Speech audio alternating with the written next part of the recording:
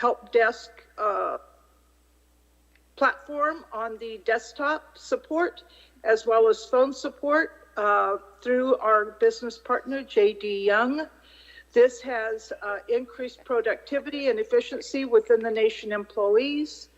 The rate of 97% within the parameters of within a few minutes for help desk tasks has been good. Our communications team, as you know, we with President Echohawk's introduction of Geneva Horse Chief, is running with 2 employees now. We're so happy to have that link of communication for not only our employees, but also our tribal members as well, and our community as a whole. So we're very happy to have them both engaged. We have launched many different communication tools within the nation, and you are getting more Facebook alerts and such for meetings and current events than you've had it in quite some time. So I'm glad for that. That's pretty much what I have today. Our HR committee has been, we haven't had really any policy changes. We have a HR manager position opened. And so it's been basically run the business by our HR coordinator who is doing her. So that's what I have today, President Echohawk. I'm going to abbreviate this and give you back the floor.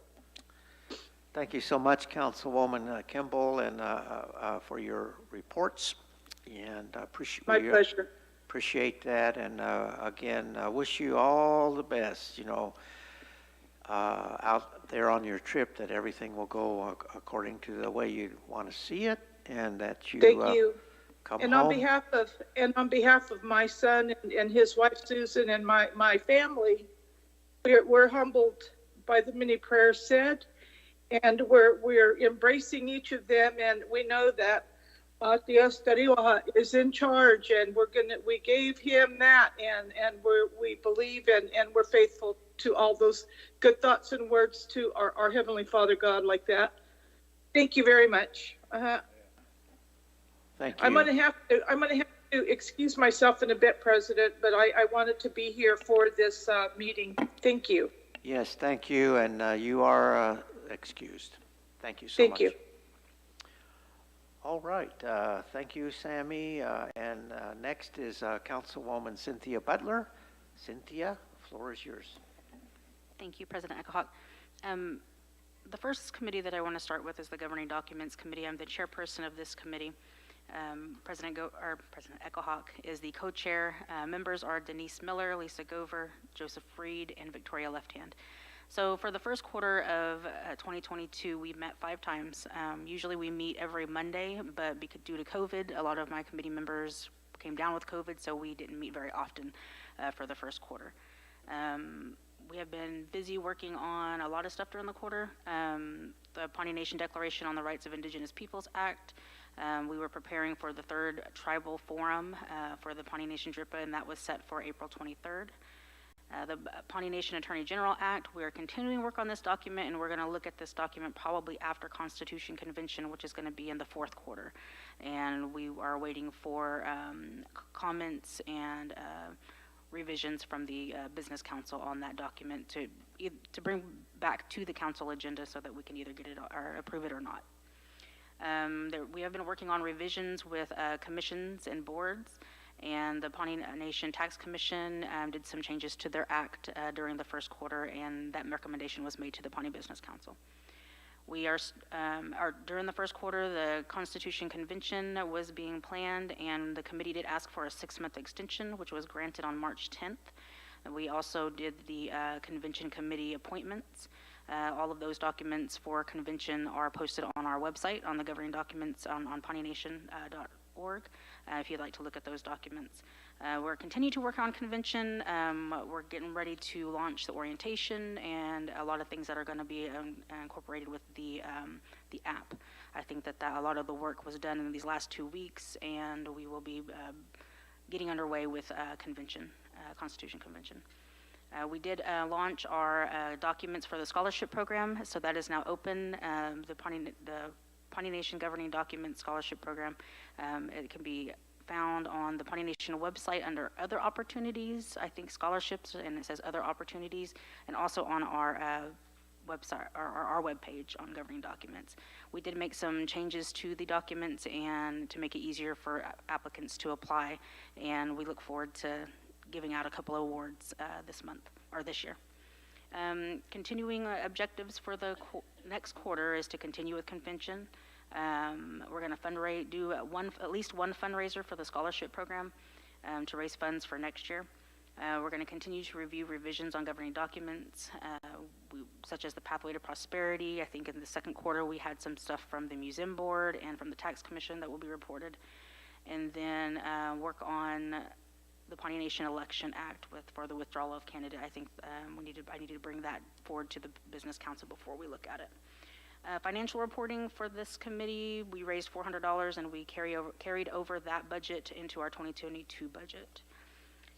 And the other committee that I chair is the Princess Committee, and for the first quarter we met several times, I think about 4 or 5 times. The Pawnee Nation Princess at the time was Haley Johnson Teeter, and she was busier than what I'm going to report, but I couldn't get some of her activities, but she did participate in powerlifting and winter formal, and she was a great representation. We were very proud of her representation for the past 2 years, and we had a wonderful time working with her. She is a great young lady. We can't wait to see what the future holds for her. She's going to do great things. I think she's a very smart young lady, and I think we want to thank her for the representation that she did. We will be continuing with the Princess Mentorship Program, and we have plans for later this year. And I think in the next couple of months, we're just deciding on dates and times.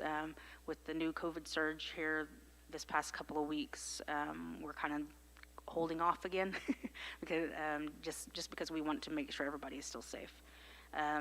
Princess logo. So the committee has been working on a logo for the Princess.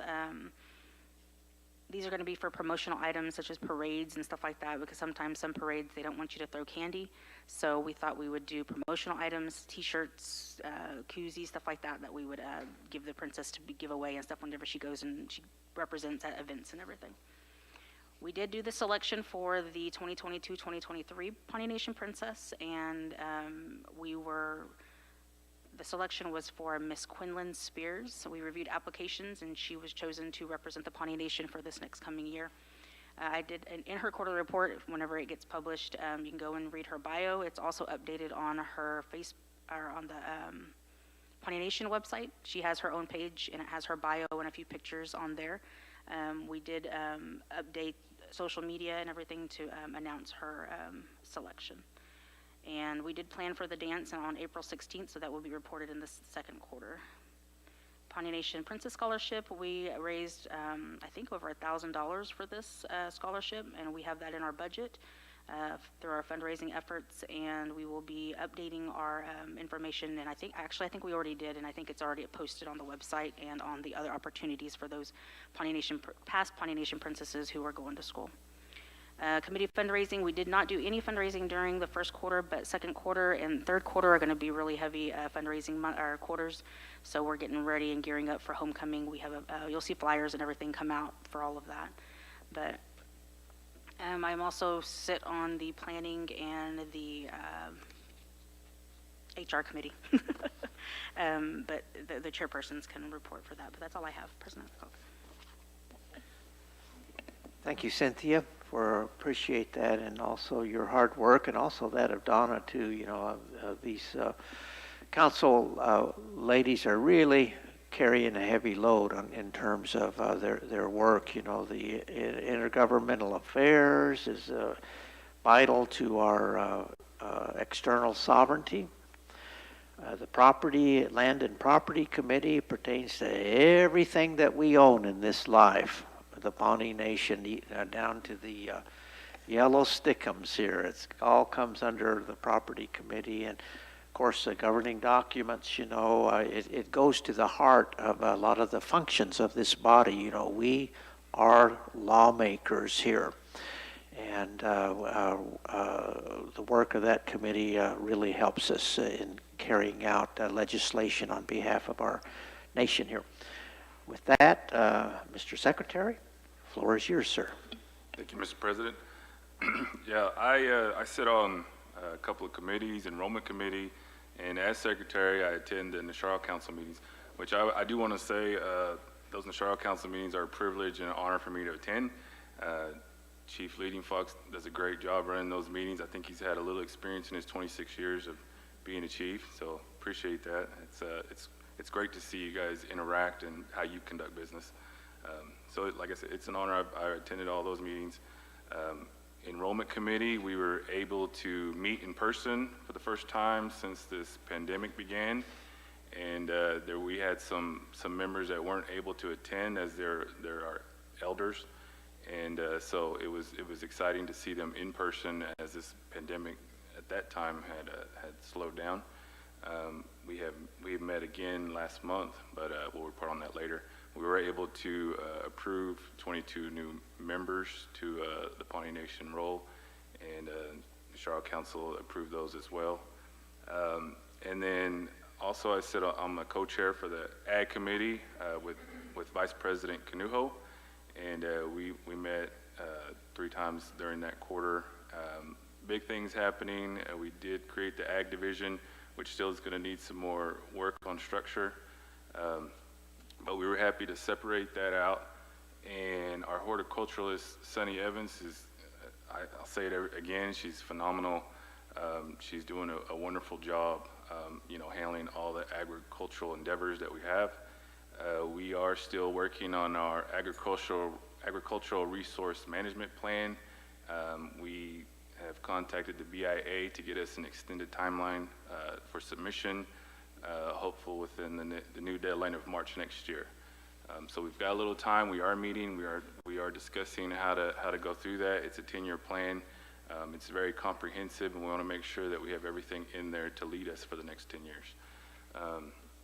Also, I just wanted to highlight, President Eckelhawk did a great job of highlighting some of the agricultural endeavors with the cattle and everything, so I won't go into that. But I did take a trip with Sunny to Mother Road Market in Tulsa. It is a commercial kitchen incubator. Very interesting to see how they run that up there. It's a nonprofit, and the only problem that we saw was that it was costing $100,000 annually. But we would like to have something here in our area. We know that's an area that we need is commercial kitchen space. We have a lot of independent people that like to cook around here, and it's just hard to find there's really not much availability for the adequate kitchen space.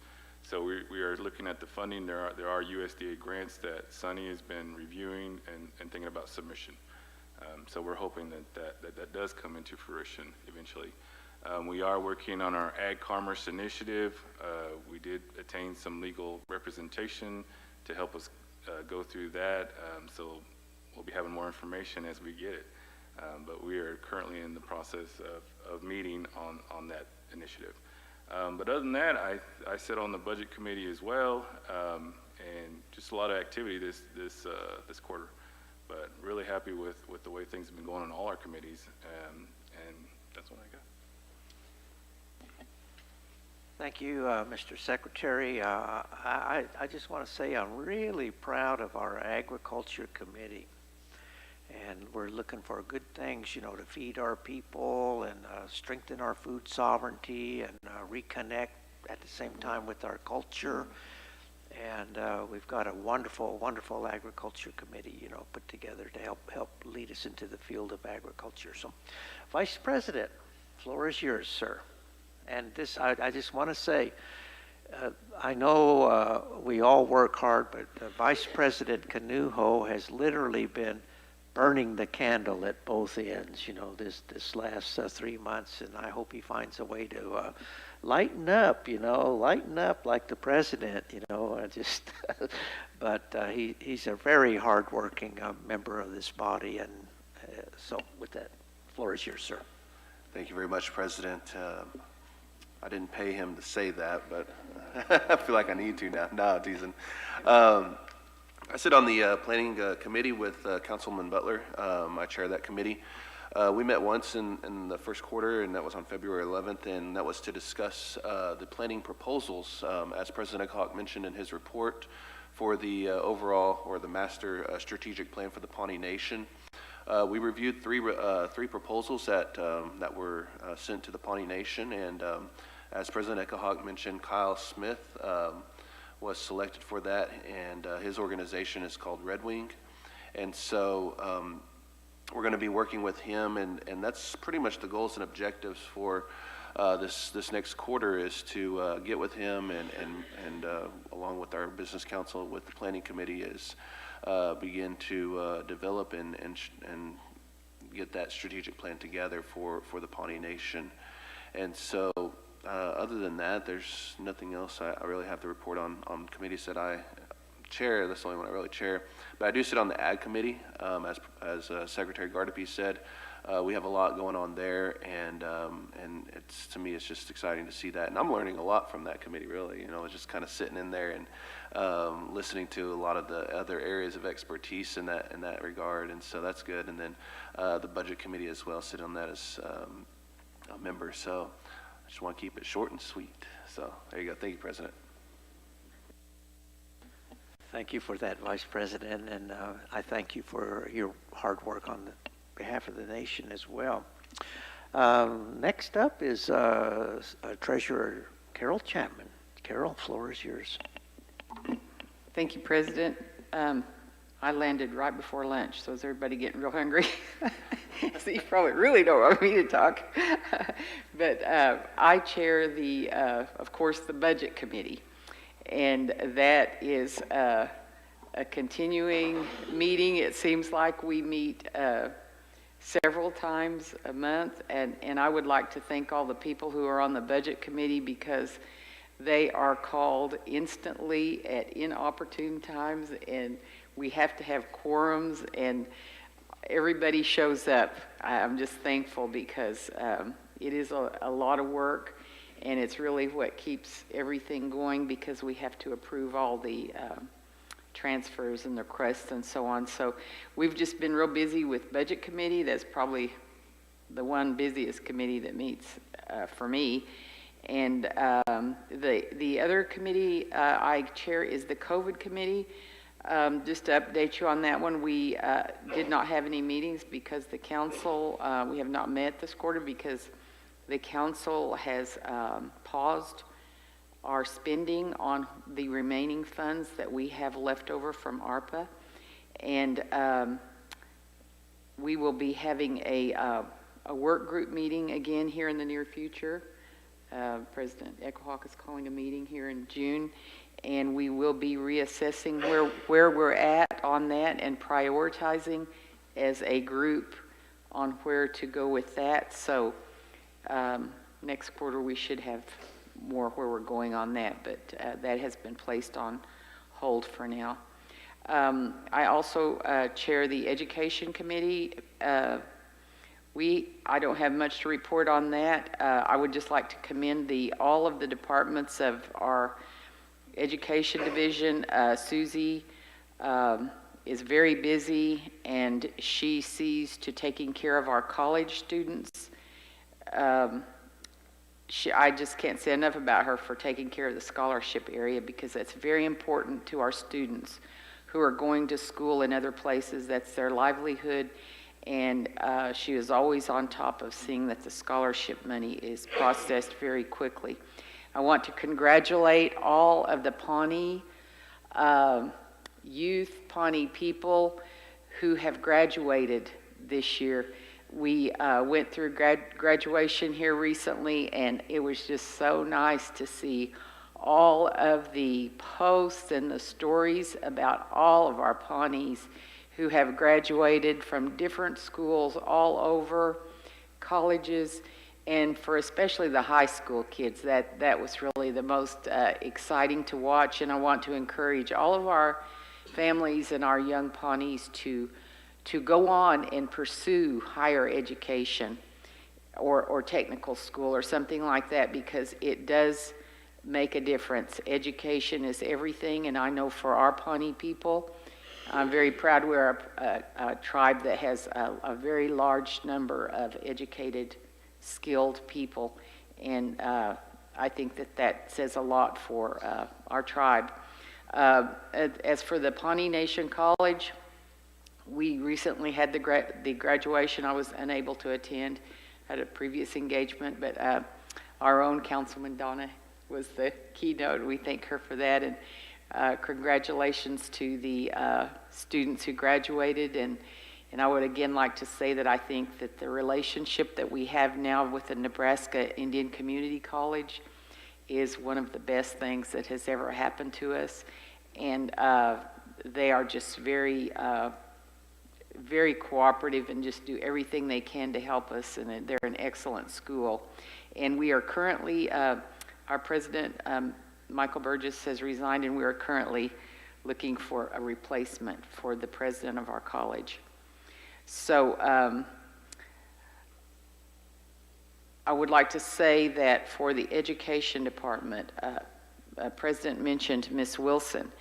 The COVID money, the infrastructure money that is coming down now, there is a lot of money for buildings and infrastructure, but there is also going to be released a lot of money for programs to educate, get skills for people, and there will be the opportunity to write a lot of grants also that don't pertain to like capital improvements. And this is where I feel that the education committee is really going to be able to hopefully apply for some of these grants that are going to be made available through the infrastructure funds. I also am now a representative for the council. I sit in on all the TDC meetings and work much closer with them. And my first official role there was to attend the National Indian Gaming Association meeting in Anaheim. And that was a very, very interesting conference. It was nice to get back into the details of how the gaming operates. I was on the first Pawnee Nation Gaming Commission with Famie Littleson, Stephen Bird, and we are the ones who established gaming way back in the day. I won't tell you what year that was. But I've been around a long time. But anyhow, I'm very proud that we've gotten this far, and would like to commend Mr. Dimick for taking such good care of this. And as relating to that, to the gaming, I would like to say this, that I serve on the work group with President Echohawk and other members of the council. And as President said, we are at the end now, we think, of finishing the revision of the Articles of Incorporation. And a big part of that is tied to the financials because of the way that the articles will be set up. And because it has been reorganized to be a separate, truly separate corporation, it will be different financially in the way that the council manages it. We will no longer, once it is voted on and in passage, supposedly, we will not be approving budgets for the Tribal Development Corporation. We will instead have an assessment fee included in the articles, and it will be set up to be much more effective as other corporations do with their gaming. So we'll be reporting on that, but I did want to say that, and that we had hoped to get that finished, was 6 months ago? We were wanting to get this all finished at least 6 months ago. And it was just more than we thought. It just was more than we thought. That's all I could say. And everybody worked really hard on it. And we did have a good legal work group in that. And I was very impressed with our consultant who helped us with that. And I am just excited. President said we hope to have it done by the end of this summer. I hope that too, but I don't know. We'll wait and see, because the other took so long. I think that is just about everything for my committees, so I'll pass it on to put lunch on you, Dr. Evans. Thank you, Treasurer Chapman. And I just wanted to say on Carol's behalf, you know, she serves as our treasurer, and this entire body depends on a sound fiscal foundation. And since she's been in office here, you know, we've had clean audits each year.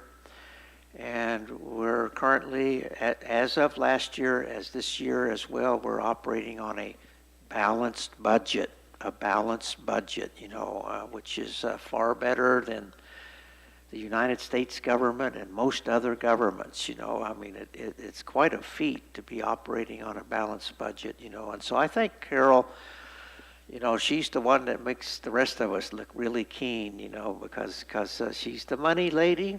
And she does her job well, so thank you so much for a lot of the successes of this body, you know, depends on what she does, you know. I just wanted to mention that. So thank you for your reports. And Dr. Evans, the floor is yours, sir. Thank you, sir. And I just wanted to say it's just so impressive what all the folks here do. The hours they put in and hit from so many different directions. How folks keep things straight, it amazes me. Anyways, they all do great work. I'm on the enrollment committee with Mr. Gardapi, which is just a joy to be on, and I'm sure we'll hear a little more of what we have done a little later. There's also the Medical Advisory Committee, which, much to my chagrin, has not met this quarter. Goodness knows we have some definite issues that we need to go after. You know, there's definitely an uptick in COVID, and really we need to figure out how best to implement CDC recommendations in a smart and organized way.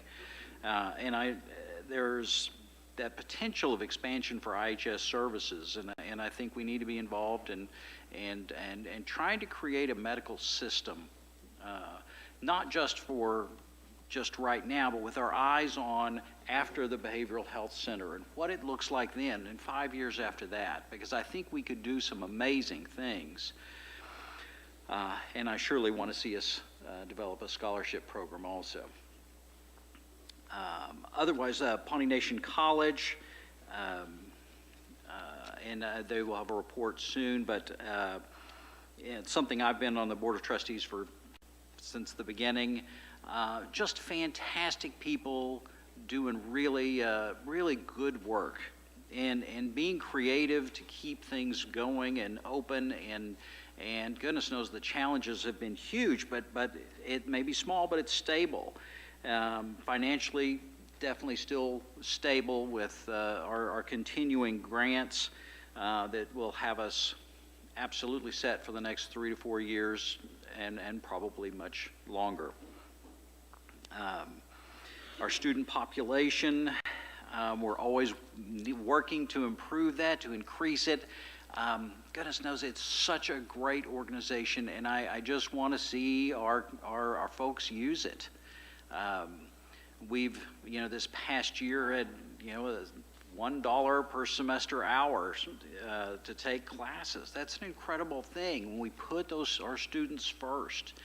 And really, you're not going to go to another place where the professors are going to be on your side and want you to succeed the way Pawnee Nation College does.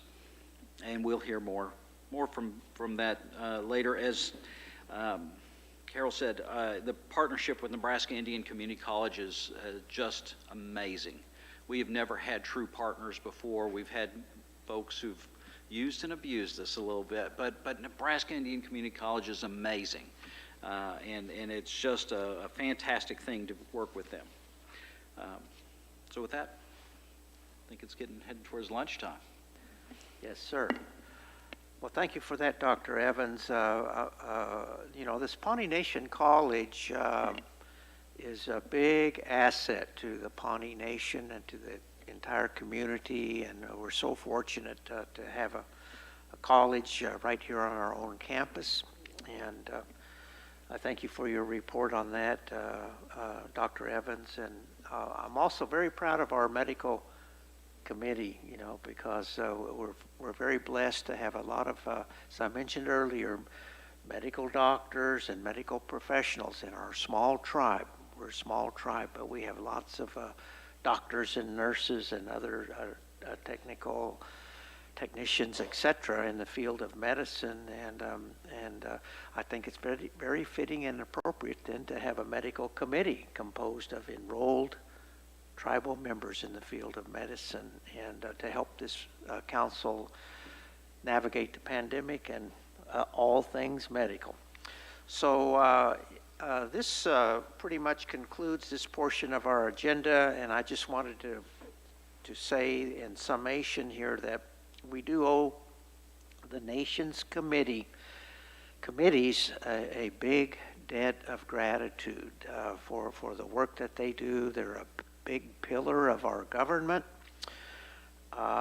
They have worked tirelessly over the last 3 months, you know, on a very wide variety of diverse, very complex matters involving communications and IT issues, agriculture initiatives, budget and finance matters, governing documents, medical matters, fundraising, education, enrollment, human resource issues, land and property management, intergovernmental affairs, museum, archive, and cultural initiatives, strategic planning, and public health measures. You know, so you can see that this is a very broad range of very diverse and often extremely complex issues. And so we're very fortunate to have these volunteers, most of whom are professional people. They're leaders in their fields of expertise, and we're extremely fortunate to have them spend the time that they do to come to the aid of their nation. And so I think that concludes this section here, item on our committee reports. It's time to eat. And if I could ask our Vice President if he would offer a blessing for our meal, and then we'll take a little break here to go up and get our plates, and then we'll kind of make it a working lunch, you know, while we go. So it is a weekend, and I know many of us, most of us, have another life other than working here for the nations on a weekend, you know. So we'll try to have a working lunch and see if we can't get out of here at a reasonable time this afternoon. So, Vice President, if you would, sir.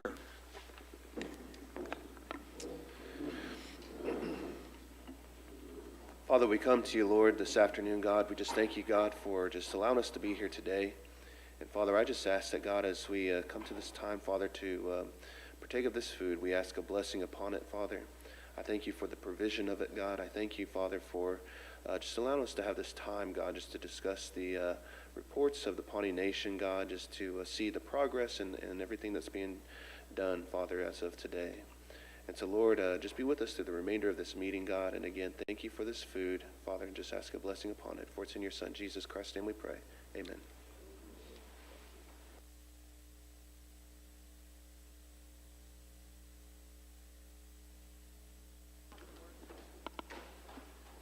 All right, folks, go line up.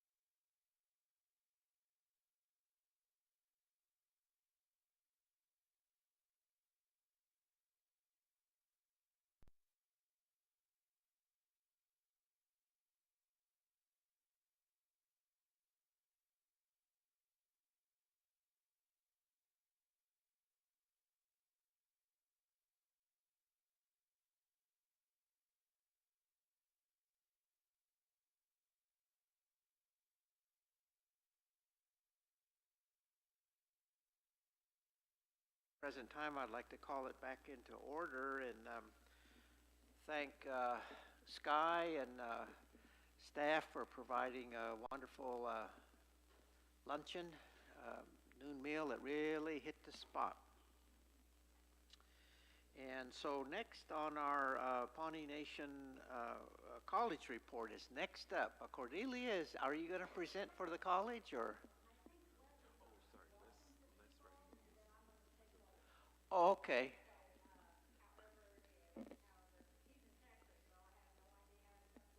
We won't hold that against him.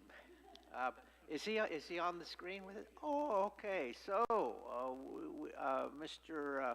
Professor Les Riding-In, who is the chair of the Board of Trustees for the Pawnee Nation College, is with us virtually. And Les, I want to welcome you to our quarterly meeting and say Noah to you.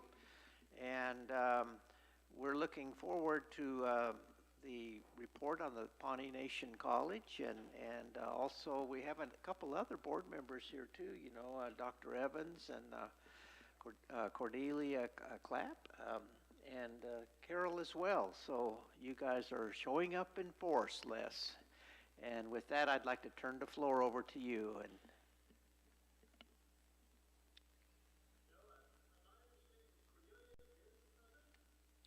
yes.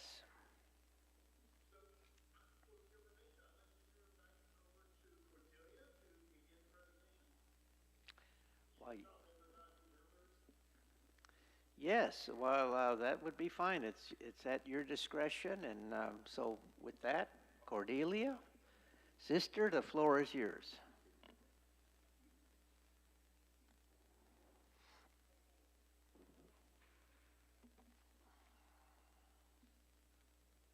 There. Can you hear me now? Okay.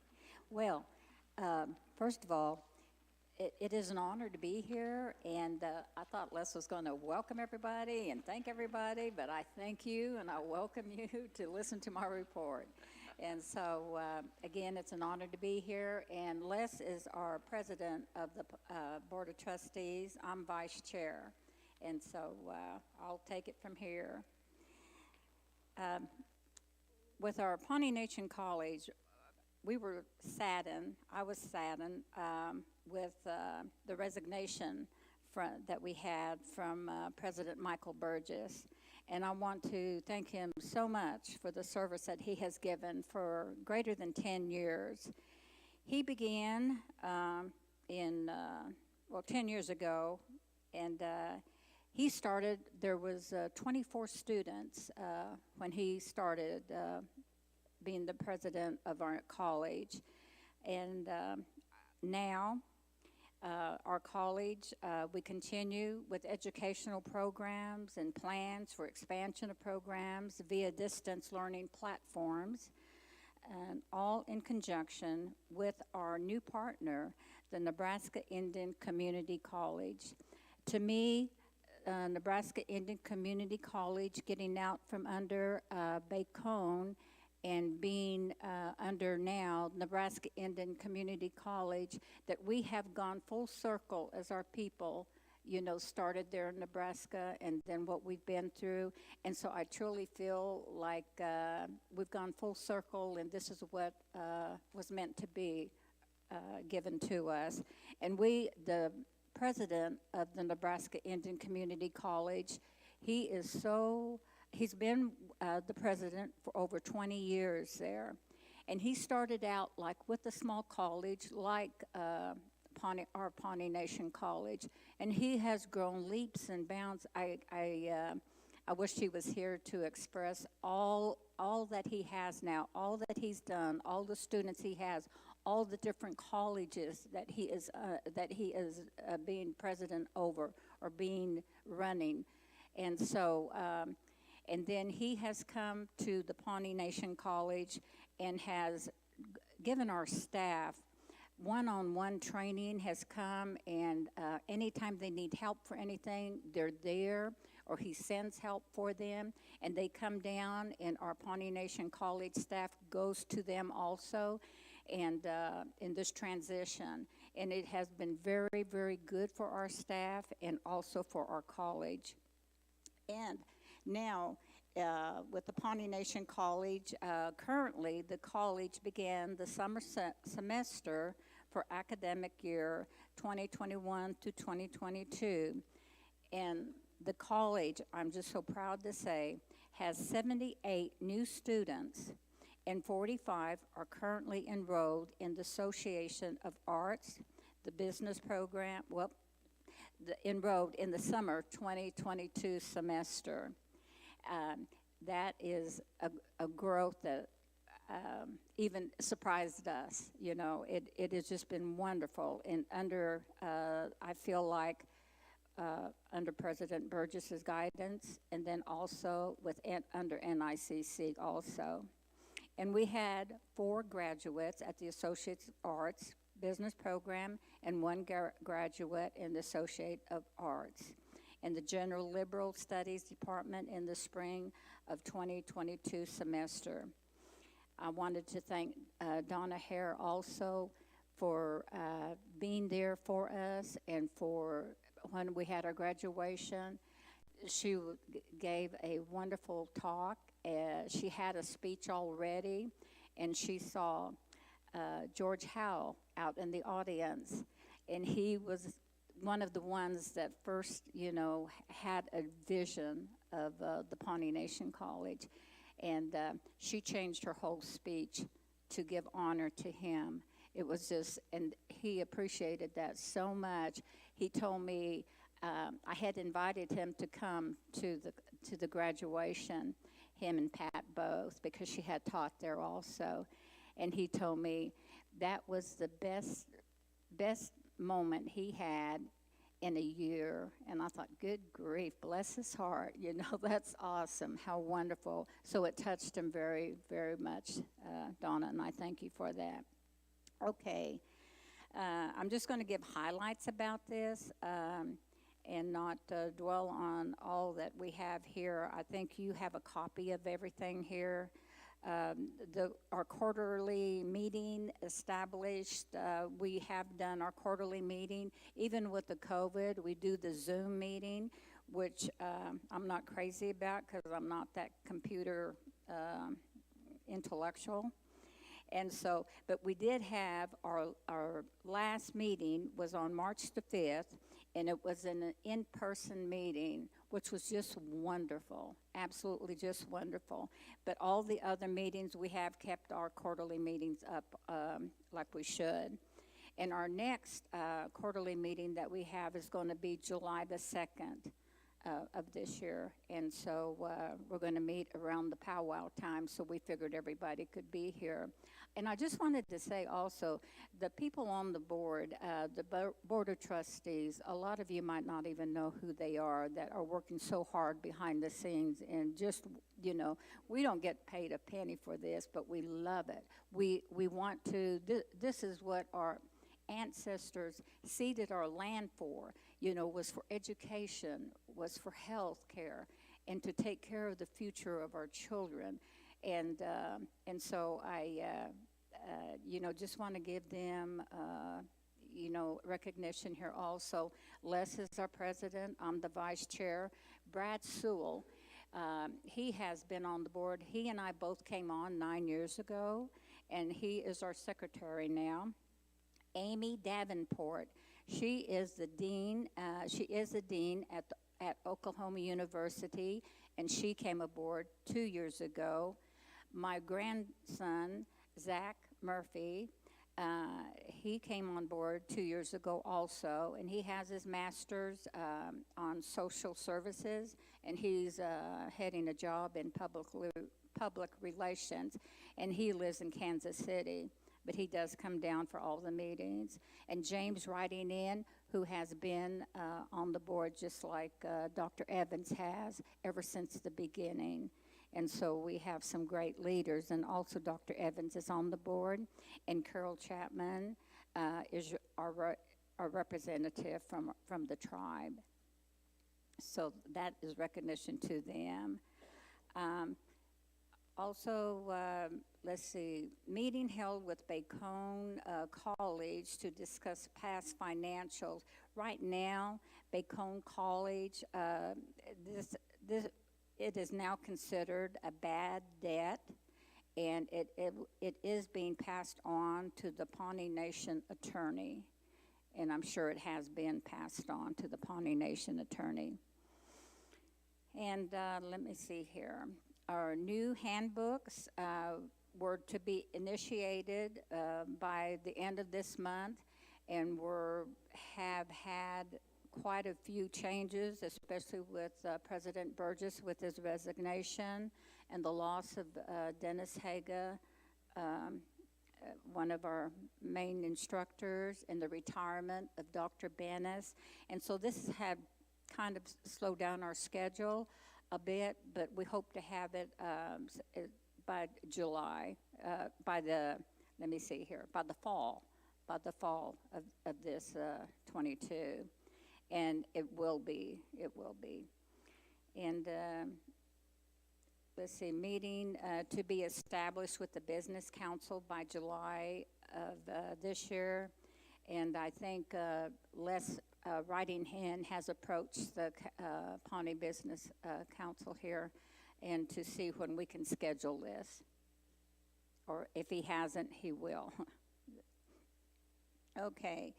And we're now developing an MOU with Pawnee Nation to initiate training of tribal staff, as we've heard from Brian, and for positions with new health education areas, VI funding from HRSA, the Health Resources Services Administration grant, if awarded.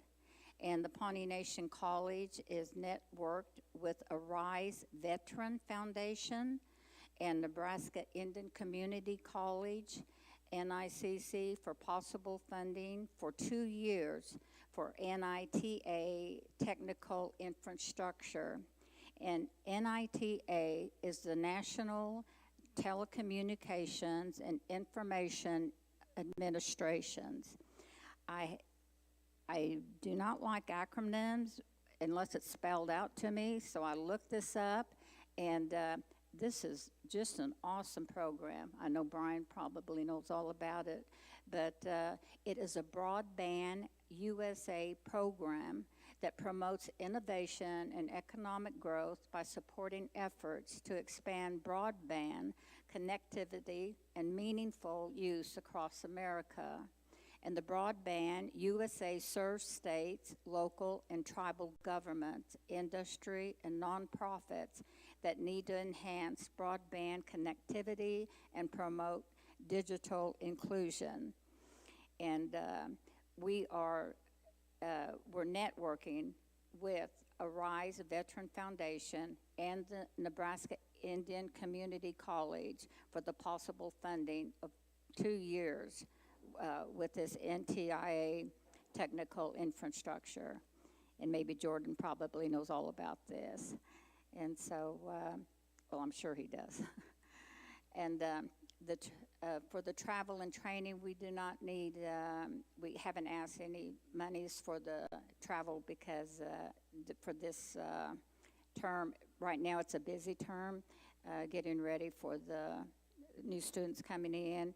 And again, the 78 new students and currently enrolled, and 45 are currently enrolled in the summer 2022 semester. That is a huge amount of students for the staff that we have, and we are just, we depend so much on our staff. They are so good. I just want to reach out to them and thank them for all that they do. They go just like your people that you have here, that you depend on. The Pawnee Nation College depends on the hardworking staff that we have. They're so limited in the, we just do not have enough staff, I think, you know, to, they're very busy all the time, work all hours, and they do, look what they've done, you know, here in 2022. forecast that we have for the vision of our Pawnee Nation College. And again, all of this, I'm one of the biggest cheerleaders for the Pawnee Nation College and have been since its existence. But Elizabeth Blackowl and George Howell, they're the ones that told me, you need to be on this board. And I am very honored, very proud, and very thankful that I am. And I reach out for guidance from them too, but from our elders all around, what they feel like, the direction that we need to go and in a good way to take our college. And Dr. Evans and I, with our medical curriculum, I am just too proud of that. Being a nurse more than 30-some years, to see the curriculum that we have. I mean, we have, the CNA, certified nurse aide, the certified med aide, the phlebotomy, and people have asked me from the tribe, why do you do certifications? Why don't you get them, in a college enrollment of some sort? This gives them a job. This gives them, a direction, and they will if they want to. Not all students are, college bound, and so this will give them a job, and to support their people, to support their family, and give them, a place in life in the realm of medicine. And they'll go on further if they want. And I am just so thankful, that we have that. And scribes, the scribe program that we have, they have to take other things, like all the science that goes along with the scribes, and also the curriculum that we offer to that. And the scribe program, it's new, and it's every doctor would love a scribe in their office, because she's the one that goes in there with the doctor, or he goes in there with the doctor, and the doctor has time to give to the patient, where that scribe is sitting back and writing everything that is the requirement of Medicaid, Medicare, all of this. And so, and then writing all the notes also. The doctor doesn't have to, fool with that. And so the scribe program, we're the only one in the United States that has a scribe program for the college. And very, very proud of that. But other than that, also, we have coding for the medical part also. And so this, I am extremely proud of the college, where it's bound, where it's going, our vision for it, and especially proud of being under Nebraska Indian Community College to give us guidance throughout this. And Les, I wished you were here to do this for me, but I talk from my heart, and I talk from my ancestors, and I just appreciate this opportunity to tell the goodness and the direction that the college is going. And I thank you for your support that you have given to the college, each and every one of you. And we seek out grants. And the president that we have to find needs to seek out grants, because that's how we operate. We have to keep on going to keep our doors open. And we're good for, like Dr. Evans said, for 3 to 4 years now from our main grant that we have. And so I thank you for your time. Thank you for the opportunity to talk about our college. Thank you, Cordelia, for your very excellent report. And I wanted to take this opportunity to express our gratitude to President Burgess, for the splendid service that he has rendered to the college over the years. And I know he's retiring, but I was telling him there's really no such thing as retirement. But I do hope that he finds much more productive years ahead of him. He's a young man, and anyway, he just has been so wonderful for the college, for the nation, and for the community. So we're very grateful. And I hope that you will keep us in the loop, if you're going to have some sort of a farewell gathering for him. Please keep us in the loop, because many of us would like to attend that. And I think it would be appropriate, to give him some sort of an expression of our gratitude, on behalf of the council, on behalf of the nation. So I just wanted to say that much about him. And one thing I've really wanted to underscore, council, was what I think is a great thing about the college. There's many great things about it for our community, but I've always been very appreciative of the college under Mike's leadership, because there's a synergy there between the college classes and activities and what the nation is doing. It seems to me, it always seemed like Mike was always very ready to work hand in hand with the nation on whatever was our priority of the time, And we can see that now continuing with the college's efforts on this broadband initiative that you've talked about. It's going on at the same time as our broadband initiative on the government side, and there'll be synergies and opportunities to work together. Same way in the agriculture classes, the health program, the medical curriculum that you mentioned. We're all trying to move in the area of the field of medicine. So there's a definite synergy in the goals that we have as a nation. And I see that the college is always willing to assist by providing the the higher education shot in the arm to each of these areas, So I appreciate that. And it seems to me that with his retirement in August, that the hiring of the new president conceivably will be the most important decision of the Board of Trustees that you will make. It will shape the future of the college. It will add to the success or failure, so it's a very important decision. I put that right up here with us trying to hire and spend the extra time and effort to bring our new ED on board, and so it's a big decision. So we'll put you all in our hearts and prayers, and say to you, be patient. Pay whatever you can pay to bring the best possible person to that college, and it'll all return tenfold to you if you make a good hire. I had a couple. Go ahead, Les.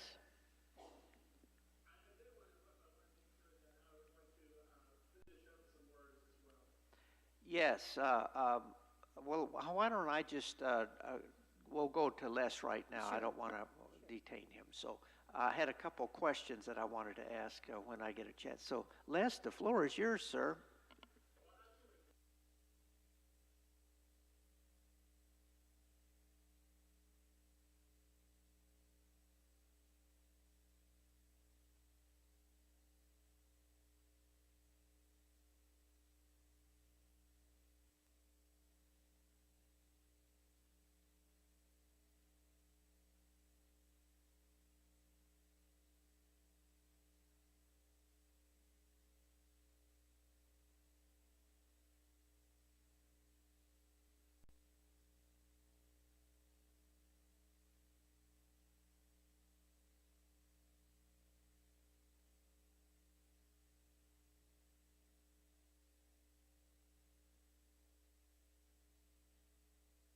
Outcomes are happening at Pawnee Nation College, and we're very excited about that. This is what this partnership brings with NICC. We expect more people completing and changing lives and making better for the nation. You bring up Michael's fine work. We are very, very at a loss of words at his retirement. It was a little bit of a shock on our end as well. It's going to be a big loss. So our hand is full with finding a new president, and we are asking the Pawnee Nation to assist us. I believe we forwarded the ad to your publicist yesterday. So we ask that you please help us in finding our next college president. A strong candidate, someone that understands the Pawnee people, someone that understands Indigenous education. It's a tall order, but I think we can find this person. And the expectations for our next president, I will be happy to talk about that at your will, and would love to have your input as we move forward with the selection of the next college president. Our numbers are up.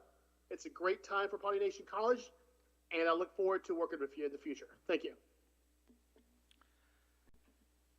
Thank you, Professor writing in, and I do wish you the best in the search for your president. I mean, it took us 11 months to hire the right person, but it was well worth the wait, you know. So I had a couple questions, if I may, while you're here, Cordelia and Les, as well as our two board trustee members as well up here. First of all, I wanted to say that this next coming week, I and Herb Atson from our Cultural Resource Division and some of our language and archives consultants are traveling to Indiana University in Bloomington, Indiana, basically for a repatriation of some of the Pawnee language database and other cultural materials that they have up there. But while we're going to be there on campus, we have a meeting with the president of the university as well as a vice president for research, I think. And we had talked with them a few weeks back, and President Burgess was on the line as well. I asked him to be there because there is interest there at the university of collaborating or finding partnerships between the Indiana University and the Pawnee Nation. And so I asked President Burgess to, you know, because it was just sort of a brainstorming, and we're going to continue to brainstorm next week. But I just wanted to ask if the college would be open to some sort of a partnership of some kind. I don't know what it would be yet with Indiana University. They have an interest there of establishing an Indian Studies program, and I thought that maybe there might be a possibility of a student exchange where some of their students could come down here to the heart of Indian country and attend college for a semester and vice versa. Some of our students want to go up there either in person or virtually, you know, to get some college credits there, or maybe there'll be other collaborative ways. But one thing about Mike, he was always very creative, you know, and so I'd like to have you guys think about that. If you could let me know how much latitude I have, you know, on behalf of the college to at least informally, unofficially explore some possible partnerships, you know, and I could bring those, it'd be concepts or ideas that I could bring back to the Board of Trustees, you know, so I just wanted. The second question I had was, now you have a current partnership with the NIGC. Now, what is the, give me, if you would, the name again of the college in Nebraska that you guys are working with.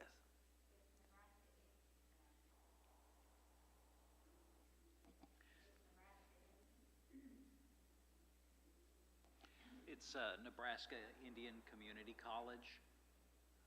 Okay. I just wanted that for my own edification. Thank you for that. The next issue that I wanted to cover with you while I have you is that the Business Council would be wide open to having a joint meeting with the Board of Trustees, you know, at a time of your choosing, whenever you guys are going to be in town, please give us advance notice, and we could set up maybe a joint meeting or a luncheon or something, so that the Business Council, even the Chiefs Council, if you guys are interested, really could sit down with the Board of Trustees and just, get acquainted and let each other know what we're doing. And but we would welcome an opportunity to have a joint meeting, with the Board of Trustees, So I don't know if probably the one that herds the cats for us now is Jennifer. So if maybe Les could coordinate with Jennifer, and it would be great if we could have a joint meeting down the road here. I know we would really like to see that. We would too. And especially as you're kind of shifting gears for the future, and so I think that would be good. And then the last question that I had here was the infrastructure needs of the college. And by infrastructure, I'm talking about IT, I'm talking about classrooms, I'm talking about new kitchens, dorms, dormitory room, or houses for students, or whatever, because the nation is all geared up now to go after these infrastructure needs for the whole next generation. And so I would really appreciate knowing the infrastructure needs of the Pawnee Nation College, and conceivably we could collaborate, working with each other to raise money in the next 12 months to meet all of your infrastructure needs for the next 50 years for the Pawnee Nation College. The money's out there. The burden is on, ball is in our court to go after them. And so it's good that you guys are working on your development plan for the college. That should tell you all of your infrastructure needs. And so if you guys could huddle up before the ship leaves the station here in a couple months, and you must let us know, make a wish list, swimming pool, whatever it is, for the college, brand new campus, whatever the case may be.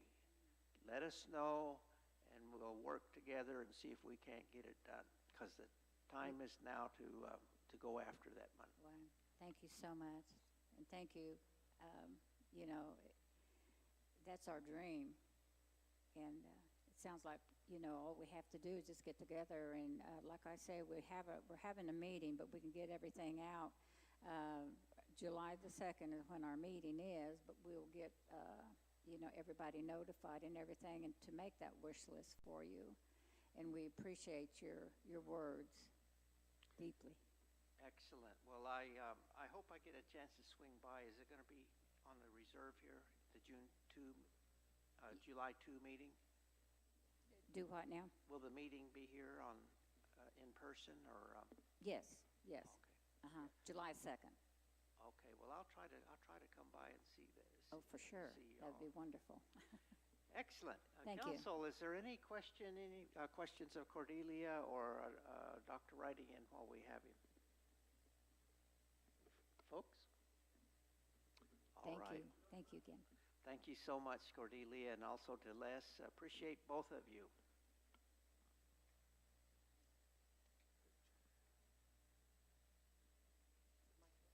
Next up on our agenda is the Pawnee Nation Housing Authority report, and I see that Linda is here from the Housing Authority, and so you have your microphone. Is it the floor is yours. Can you hear me? No, I can't hear you. You can't hear me? It's on? Is it on? Okay. Closer? Now can you hear me? Okay. Okay, well, good afternoon. That was a nice lunch that we had, and I know everybody's getting anxious probably to get out of here. I would like to start with, first of all, did everybody get to read the reports? Does anybody have any questions about any I'll just kind of give a brief deal of ours too. The Housing Authority was established in 1965. And so we've been around for a while. I think most people know what, our job is down there. Is at the beginning of 1965, we built homes, a lot of homes for the Native Americans here in Pawnee. Over the last 20, 25 years, I guess, it's mainly been our rental properties. We had a project, a low rent project that was built at Eagle Chief, and it's all rental property. And then we eventually purchased housing units with the monies that from the homes that were paid off. We bought 17. We call them our non-Nahasda units, and they're open rentals for anybody. And we'd buy houses, go in, and fix them up. Our houses are the nicest rentals in Pawnee. And so we have a very good staff. We have 6 full-time employees in the office, along with 1 Taro worker that works with our maintenance department. We also have the coordinator for the ERAP program that's also in our office, and for the Homeownership Assistance Fund is also in our office right now. We have been funded this last quarter with the ERAP money, the Emergency Rental Assistance, and those funds are completely spent, but we've received another $50,000, about a month ago or so. We've gone through those, and then we were contacted, was it yesterday? Yesterday, that there's some more money coming down for rental assistance, so we will be applying for that. We applied for the homeownership funds, but we haven't received any funds yet. We have several different areas of our goals for our housing. We have youth activities, we have college housing assistance, we have down payment assistance, rehab to privately owned homes, and this is all in the jurisdiction of the Pawnee Nation. We have a down payment assistance that the board voted to extend it out to, I think, 100 miles past Pawnee, because for about 2 or 3 years, we didn't have anybody taking advantage of that program, but we did have people that were outside the jurisdiction that, was interested. So we have served probably 5 people since that time that are outside the jurisdiction. The other thing that we've done here just in the last month, I think, is we approved 2 MOUs. One is with the Taro Commission, and the other one is with the Pawnee Nation. The Taro Commission, we have rented our community center to them to have their offices in and for, all their personnel. And then the MOU with the Pawnee Nation is for a rental of one of our non-Nahasda units. It's been given the name the Council House. I don't know who gave that name, but it fits. And we've had a lot of fun, spent a lot of time going in and fixing it up. And so far to date, we've had 5 people that have taken advantage of it and said that it was very comfortable and they enjoyed staying there. We are still doing some improvements to the house, but anytime that anybody would like to come and take a look at it, I think you'll be impressed by what we've got for our visitors that come. And the financials that are in here, I'm not going to go over all of those because they're not correct right now, 3 months ago. Okay, and the other things that I wanted to go over was, our training now, we very seldom go anywhere on trips. We do everything virtual. We did have a couple of our commissioners that did attend our NAIHC meeting in Las Vegas, I believe is where they went. That's the only time anybody's traveled, I think, in the last 2 or 3 years. The one thing that I'm really, just grateful for is, for the last probably 15 years that I've worked at the housing, or probably before that, I had talked with several mayors about trying to get an ordinance through the city for the houses in town that don't belong to us, but that are, in really bad shape. when we had the ERAP program, we discovered that, some of the houses that these people were renting were in such dilapidated condition. They didn't have water. Some of them didn't have sewer. The electrical was horrible. And they were paying, high prices, high rents for this stuff.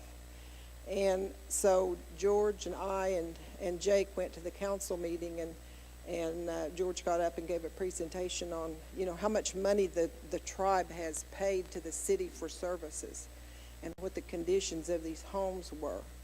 And they have finally passed an ordinance that's going to address all those problems. And it's not only for the rental properties in Pawnee, but it's for some, dilapidated buildings, and as such, they're going to go by the codes that they're supposed to be going by. So that we know that if we're going to spend money to provide somebody with electrical assistance or whatever, we know that, they do have electricity, So that's one thing that I'm really happy about. And the other thing is, the couple of the things that we've been facing just here recently is, we have several elderly tenants. A lot of them are getting up in age. Some of them are showing signs of dementia, They really need to be in a different setting. They don't need to be living by themselves. My staff, we go down practically every day and check on them to see if they have food, to see if they have good food in their refrigerators. There's just all kinds of different little incidents that happen that you just, in the wintertime, I was afraid one of them would get locked out of their apartment. So our desire with our new grant that we're getting is to hopefully start development for a fourplex, which we've chosen the name the Golden Age. Not going to be a retirement center. It's not going to be assisted living because we can't use that. But it's going to be a Golden Age project. We already have 4 units for elders up south of the hospital, and those units are all handicapped accessible. And so we would like to make a fourplex with a caretaker that lives there with them that can assist them with, have a central dining room to where they could provide meals for them and help them do their laundry or whatever their needs may be, but have it fenced in to where they can't wander off. And, as time goes on, I'm seeing more and more need for elders more than young people, really. They need to be taken care of, Bunky. And the other issue that we have been facing is homeless people. And, most of it is due to alcohol or drugs or whatever. But that's another thing that has kept us going. People coming to us wanting someplace to stay. A lot of them have stayed at the local motel. A lot of them have been barred. So we can't put them. There's no place for us to put them anyplace, when they come to us. We found out the other day that there was one young lady that had been sleeping under someone's porch. This day and age, that shouldn't happen. But we don't have any facility for them. And it's difficult sometimes trying to place them in a hurry, when you're sitting next to them and they're having problems and they need to go. You can take them to the clinic and they can send them out, but sometimes they can't. And I witnessed that several times. And, we're not really supposed to be trying to counsel anybody or do any of that. We're not, we don't have the credentials to do that. So I'm hoping that somehow we might be able to provide some kind of a place for them to go to. It might have to be a shelter for men and a shelter for women, but it's very much needed in this community. And so we're hoping that we might look, to something like that. The other thing is, we're wanting to do something for our youth. And the one thing we've talked about for 3 years now is we would like to put a splash pad down at Yellow Horse. We have that big open vacant field down there. and we have water. Water's already there. But we're going to have a visit with all of the people that live down there and let them know that if we put a splash pad there, we will have to have some community people that would be willing to sit at that park while the kids are down there. It would be a big liability to just let them turn their kids loose to go play. So there's going to have to be a lot of preparation in that. And I think that's most of the updates that I have. The only other update is tonight there's going to be a free fish fry at the rodeo grounds at 5:30, and you're all invited. And that's all. Thank you, Linda, for that very good report. No, they're not. And folks, I just wanted to say a word of appreciation to Linda, on behalf of our council. Linda comes from one of our leading families, the Chapman family, and she has served on this body as secretary of the Business Council. She's not only led the Housing Authority, but sits on the TDC board of directors and other bodies. Terrell, the Terrell Commission, but she's really one of our tribal members that steps forward to come to the aid of our nation in many ways, and so I just wanted to acknowledge you, as one of our tribal members that always is very active and very much appreciated, in the work that you do for our nation. I know you're trying to retire, but that's why I'm trying to heap lots of praise on you, because we've really benefited from you, and I wanted to make that expression of appreciation. I had a couple questions, on your report. First, to thank you for the anti-slumlord work that you guys have done. It's going to better the community. And I personally am in full support of your efforts with respect to the elderly with dementia. I've got that going on in my family as well, and I just really love the idea of this assisted living, a fourplex, your golden age apartment. I'm probably one of the candidates for that down the road sooner than I would like to say, But my question on that is like an assisted living center, does that require any kind of special licensing and state requirements that you would have to meet to do that?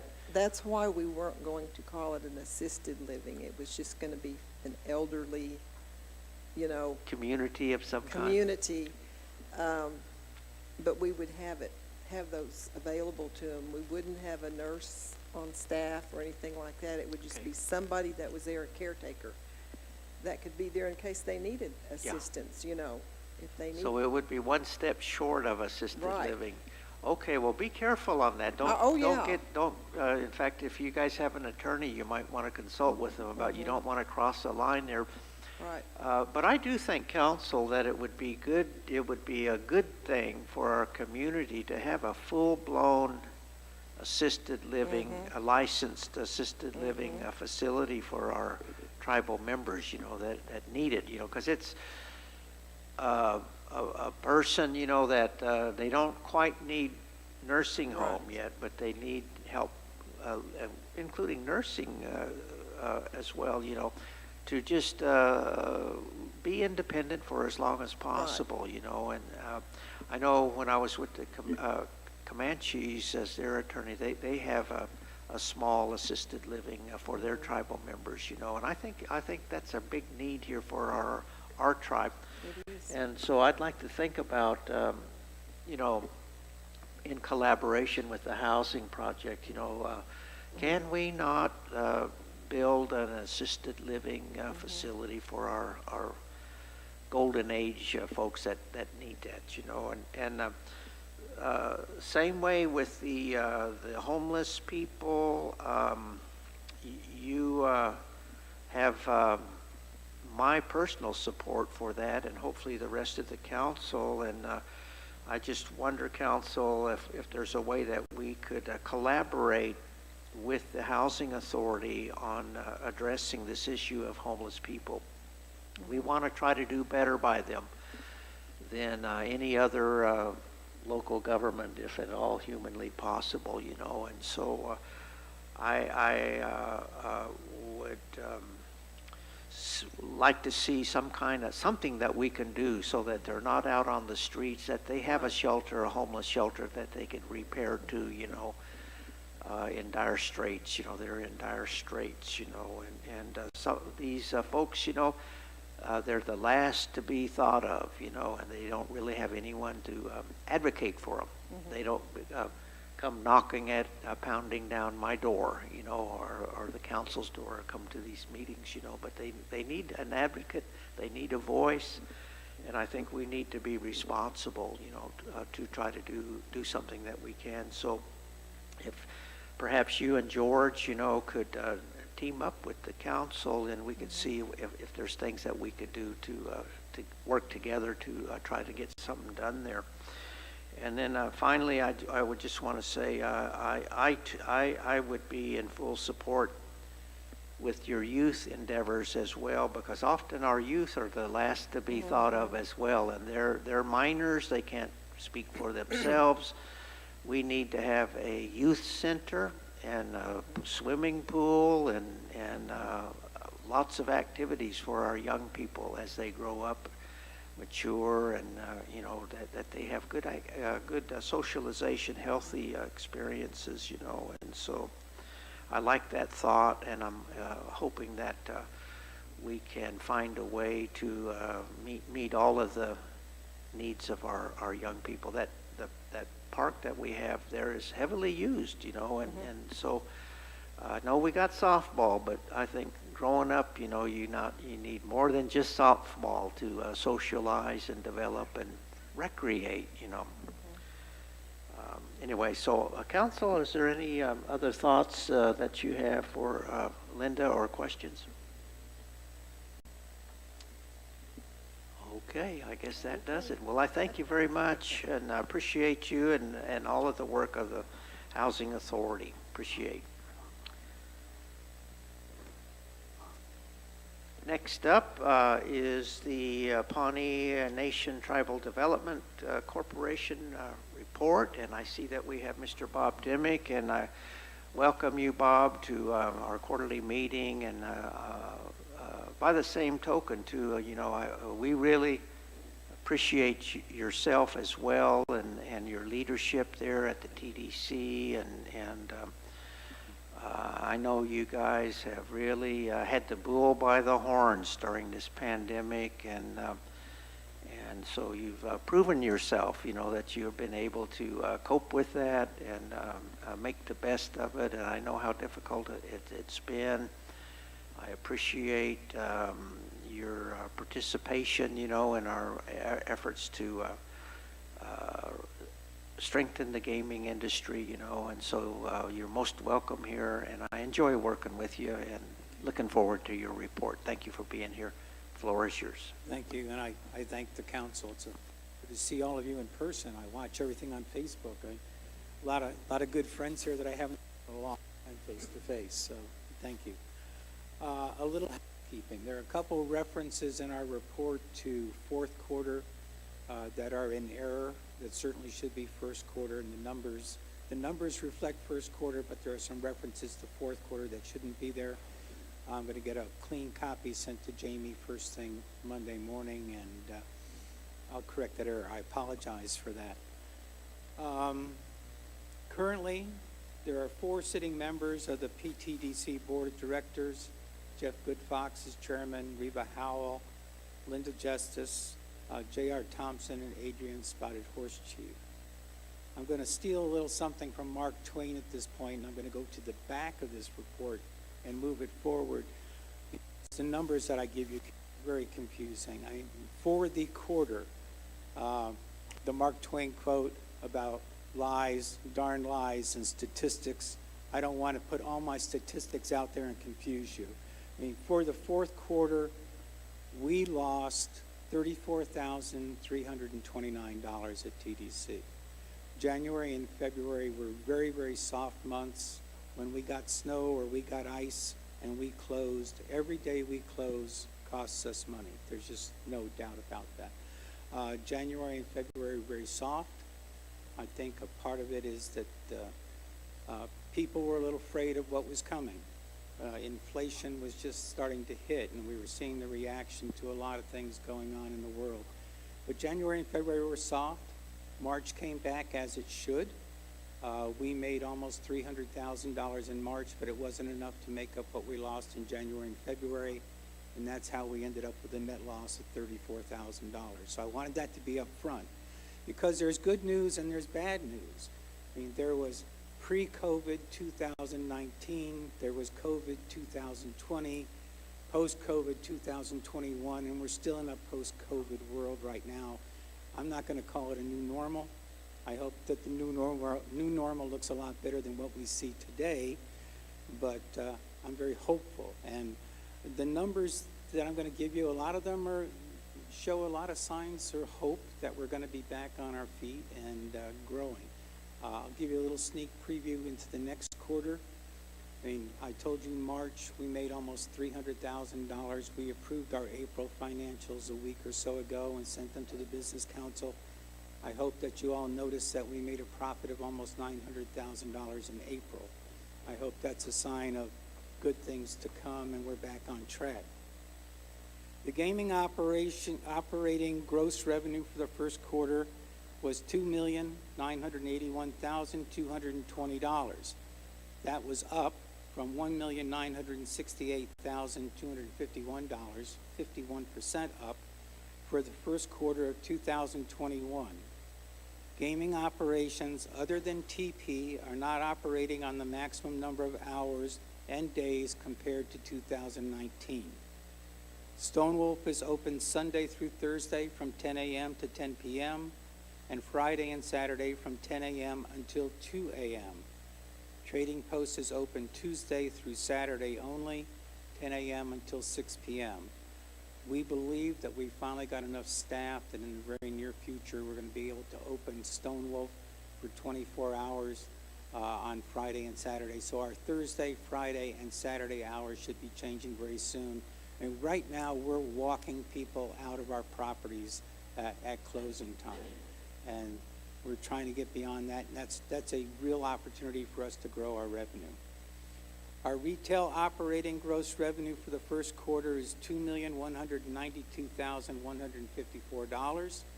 That's up from $1,711,000 in the first quarter of 2021. That's a 28% increase in retail operating gross revenue. Food and beverage, and this is primarily for the Wolf Sports Grill, is up to $176,000 for the first quarter of 2022 from $101,000 in the first quarter of 2021. That's a 75% increase in food and beverage. Again, a very positive number. PTDC has paid to the tribe for rent in the quarter $29,999.97. We've also paid in assessments $300,000, $100,000 for each month, January, February, and March. In 2021, we are paying an assessment of $50,000 a month. We are current at the new assessment rate. Most importantly, the status of the loan with First Secure Bank is excellent.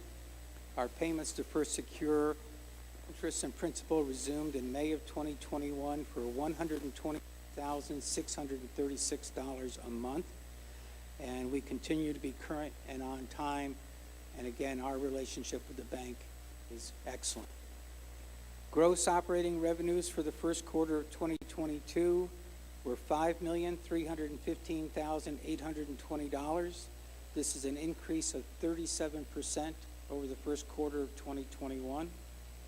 Operating expenses, however, for the first quarter of 2022 were $2,895,000, which was $600,000 more than the first quarter of 2021.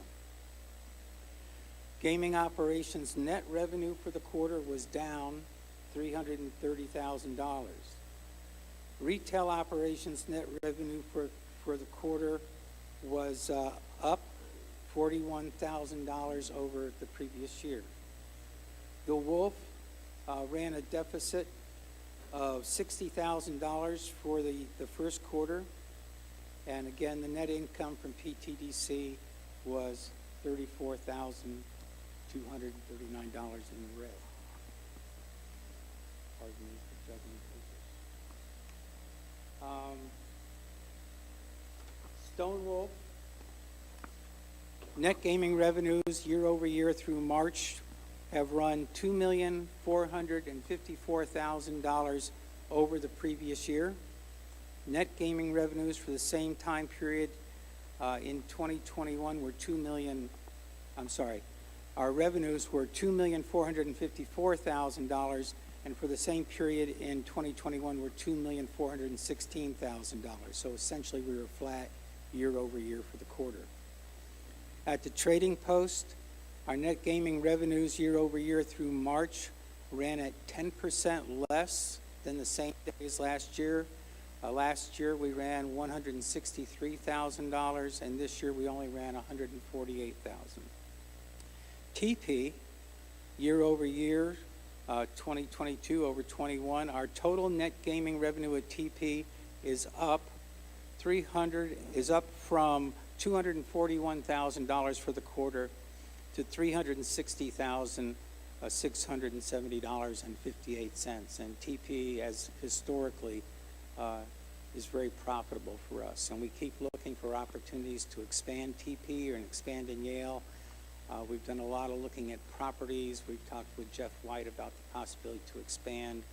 So if anybody's got any land down in Yale that they'd like us to look at, let me know. We're very interested in acquiring it.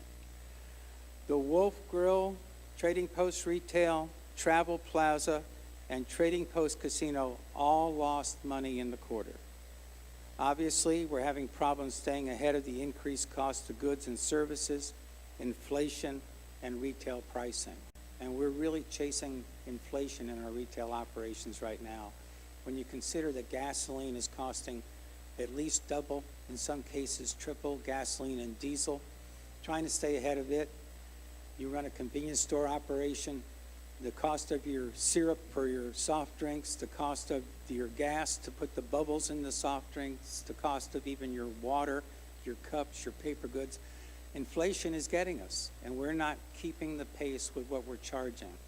And we hate to have people say you're charging us more, but I promise you, our costs are going up exponentially, and we've got to do something to keep up with inflation. We continue to be challenged with hiring and retaining employees, particularly at our retail operations.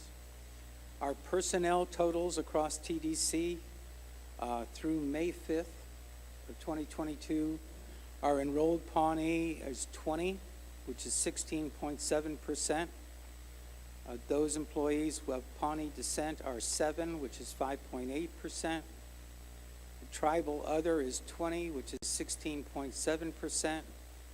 Non-tribal is 73, which is 60.8%. Not enrolled Pawnee, there are 0. Our total active employee count, again, this is through May 5th, is 120 employees. Full-time are 107, part-time are 13, and the total employees is 120, and that's 16.7% of those employees are Pawnee. And that is our quarterly report. We gave the complete personnel breakdown by department as part of our report. So I'd be happy to answer any questions you might have.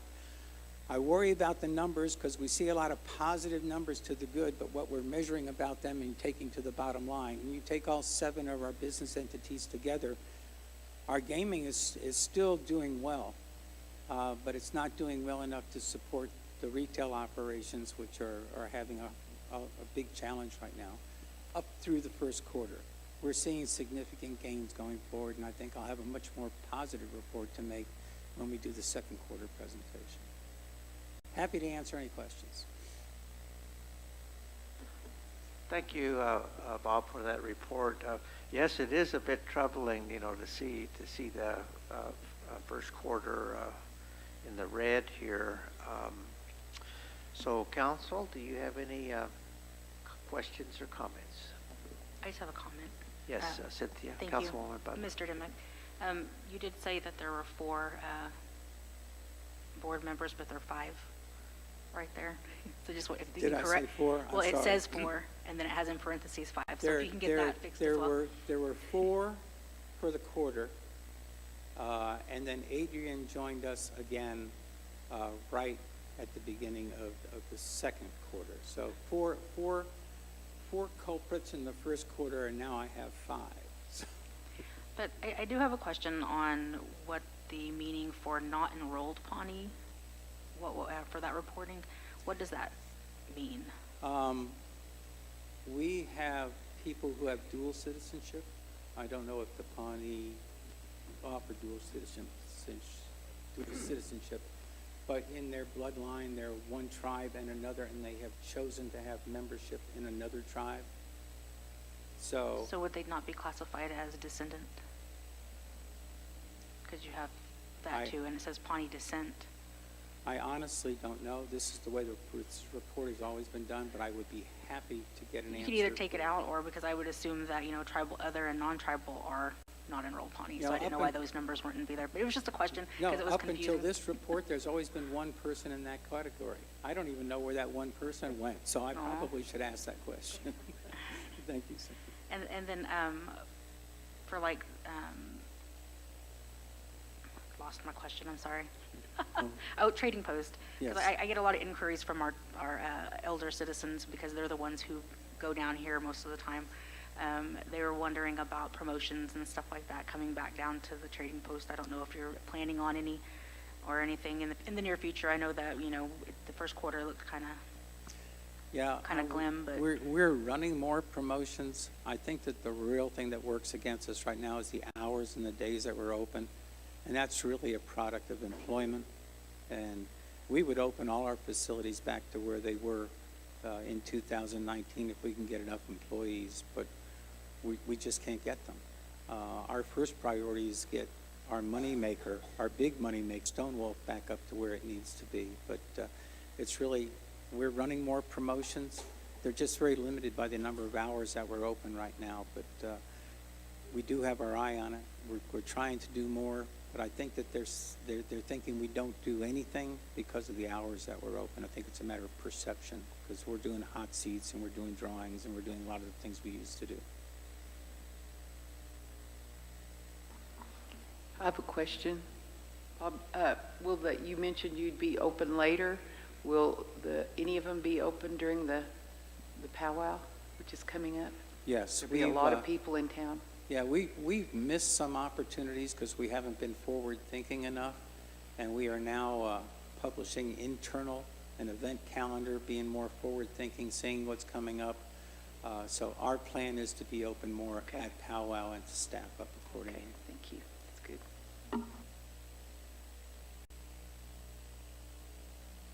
Folks, any other comments or questions of Bob? No, President, I do. Thank you very much, Mr. Dimick, for the You're welcome. report. On the staffing issue there, where do we primarily get our employees? Are they located here in Pawnee? Are they coming from Stillwater, Cushing? Most are local. We do get some from Cushing. We do get some from places up and down the turnpike. But we're not getting a lot from Stillwater these days. We got a lot of people who were down around the Cushing area that worked in Perkins at the IOA because we have better benefits and we offer better pay. Mm-hmm. We're just having a real hard time recruiting. I mean, the lack of rooftops works against us, and we're just doing our best to become an employer of choice. And unfortunately, choice in this marketplace means how much do you pay and what are your benefits, and we're just trying to find that level that'll help us attract more people. But Okay. most are local. Oh, okay. I was curious about that because I know trying to operate these facilities and keeping them open is dependent upon your manpower as far as who's there to be able to, as far as the gaming side goes and the retail side goes. And I mean, to me, I would hope that we're continuing to push as much as we can to get people hired. I mean, I know that you guys are and everything else, thinking outside the box. One thing I've thought of before is like those shuttle buses. We have that college in Stillwater. There's students there that could possibly work retail and stuff like that. If we could, I don't know, just thinking outside the box and stuff, shuttling them here. Don't have to pay for gas. They don't have to, put wear and tear on their vehicle and stuff. But then that's something we would have to pay for, purchasing it and then keeping up with that as well. But, to me, just trying to think of different ways to keep them open, especially like Stone Wolf and, the Post would be another one. If we get enough at Stone Wolf, maybe we move some over to the Post so we can open those up on Sundays and Mondays again and be able to see more of that. So You're 100% right, and that's something we've discussed in our directors' meetings, and we're reevaluating. I mean, we have 2 vehicles now that are primarily used for our security forces and moving money and moving count teams around. We're looking to acquire at least 1 more vehicle, but I mean, we run into difficulty. We can hire people to work at Stone Wolf, but they don't have a vehicle to get from downtown Pawnee out to Stone Wolf. So between Terry Fowler on the retail side and Joe Hawkins on the gaming side and our HR people, we're trying to assess that at all times. And if we can find an efficient way to do that, we will do it, and we'll run people back and forth. It's that important to have people working. So yeah, we're assessing that too. Good. Any good thoughts in that vein? We welcome them. Definitely. I noticed too that you're looking to hire a new HR manager. Director. I lost a good one, or I'm Yes. losing a good one. Yes, and so just on that same thought of what was mentioned about the president for the college, and I think that's also a pretty important position to be hired as well. And as you guys are looking for that position, hopefully, we'll get a good candidate to be able to apply. And Yeah, I couldn't agree more, because essentially what we do at TDC, at the offices, it's human resources. I mean, we have people running gaming, and we have people running restaurants, running convenience stores, but what we do is human resources, whether it's payroll or benefits, looking out for employees, planning for the future. Jamie is a big part of everything I do, and I hate to lose Jamie. I always thought that she was the future. She's got the education. She's got the initiative. She cares for her people. I always thought that when Bob went back to Tulsa, perhaps Jamie would be considered for that position, and I tried to educate her towards that position, but it's a tough position to be in, dealing with people and problems all the time. And Jamie took it so seriously that she was on call 24 hours a day, 7 days a week. And when you've got a young family, you just have to weigh a lot of things. But I mean, the good ones are rare. We hope there's another one out there, and we will make every effort to find a good one to fill the spot. Yeah, and it's appreciative for the work she's put into everything she's done there at She's TDC. been great. She's been great. And I know when you all hire another one, hopefully we get somebody at that caliber, if not, beyond that caliber, because they're going to have a lot on their plate to address this hiring. And it's not central to TDC. It's you can ask around at other facility, other companies and stuff. It's a issue that's prominent elsewhere as much as that is too. So just trying to hire the best is part of it too. So We'll make every effort. Yep. We will. All right, thank you. I need all the help I can get. So. Council, any other questions or comments of Bob? Okay. It almost sounds like a vicious cycle that's causing us to get stuck in the mud. Because on the one hand, we need more staff to have more hours to make more money. And I'm hoping you can find a way to crack the case there. Excuse me. But I know finding enough employees is tough for every business, no matter what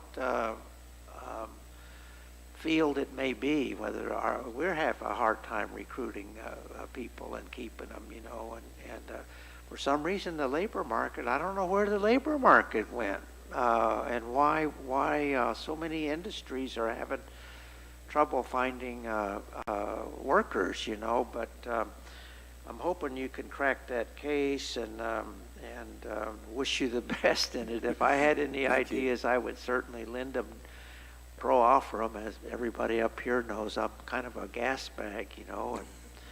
But I don't. I am kind of drawing a blank. But I think it takes money to make money. You know, you have to pay people a premium wage in order to come and get the kind of people you need to come to work for the nation. And if you don't, if you're not competitive, that's going to add to your woes, you know, because and we see that here at the nation. You know, we don't pay all of our staff what they deserve. We weigh in below market, and we've got caught in that trap, you know, to where we've got a lot of people that we need to find a way to boost their salary to the fair market value, you know. And so once you get stuck in that kind of a thing of underpaying staff, it's really hard to get the people that you want, and then to try to raise everybody's salary at the level that they need to be to bring in the kind of people you need to make more money, you know. So but I think you might have to just bite the bullet and say, fortune favors the brave, and therefore we're going to spend more money on our staff, and we're going to bet on the come, that if we can get more employees, we'll have more hours, we'll make more money, and that will be paid back in that fashion, you know. And I'm just thinking out loud here, you know, but it's kind of a chicken and an egg thing, you know, because you're not going to make money until you have a full workforce, you know. And it hurts me to drive by and see it closed up when it could ideally be running 24/7, you know. And that's what we ultimately want to see, you know, to have that kind of a client base, staff base to operate full tilt. And until that day comes, you know, we're going to be minimal, it seems to me, or just marginal kind of a thing. But anyway, I appreciate your report. I'm looking forward to better days ahead in the next quarter, you know. And I had a question. When I was last up in Nebraska, gave a speech up there, and I met some people. And as you know, I called you on the way home, you know, because they were all in a tizzy of excitement up there that gaming opportunities in Nebraska were starting to expand. And I had talked to the executive director of their Indian Commission there, that they have offices in the state capitol, Judy Gioshkabosh, and passed the word to you, you know, that, but it looks like it's not open season for tribes, but they have to be wedded to a racing facility. To a horse racing facility, yes. But now if you look at the state of Oklahoma, we have 39 tribes here in the state, all of whom own 2 or 3 or 4 or more gaming facilities. So in our state of Oklahoma, with 2 million people or however, we have, what do we have, 150 or more than 150 casinos in Oklahoma? Up in Nebraska, they have a grand total of 2 or 3. And what a market, you know. I mean, that's a gold nest on the ground, you know. And so I had talked to counsel with Bob and his board, actually, with your attorney there, Clint, about researching and looking into the opportunities up there in Nebraska. We've got, I think it's 10 acres in Grand Island, which is the 3rd biggest city there in the state, that would have geographic hegemony over the entire central part of the state, and the entire western part is wide open market. And the other two, one being in Omaha and the other one I think going up in Lincoln, but Grand Island's to the west of there, and it's got that whole section of the state. It sits right on the interstate as well. So I think Clint, y'all were going to look into that a little bit more, and Clint was contacted me later. Donna, it's there was interest by Clint in terms of possibly doing some legal work, as Donna knows, for land into trust. If we're going to do some gaming on any of those properties, I think they need to be in trust to allow us to go forward, and that's been on Land and Properties radar screen to do that. And I know that Donna was talking with Elizabeth Homer, who's versed in that, to help us out. So what can you comment, what updates can you give us about, I think it would be a very deft and clever move to find an opportunity up in Nebraska so we could step into a gold mine up there. Because right now we're competing against about 150 other casinos for this little bitty market here in Oklahoma, whereas up there in our homeland, it would be open season for gaming. And 55,000 people to market to just in Grand Isle proper, not including the whole area. But yes, we talked about this at the TDC board meeting just Thursday night. Clint informed us that he had reached out to Elizabeth Homer, and they were discussing the land into trust. We all agree that's the first step. So the board and I are waiting for Clint, I guess Donna and Elizabeth, to kind of set our feet in the right direction as to which way we're going to go, is to get those 10 acres in trust at Grand Island. And the other thing that Clint mentioned, it seems like everyone agrees that we need to have some sort of a local presence to start working with the local politicians and the local government up there. It was just a very elementary conversation that he had, what he shared with the board.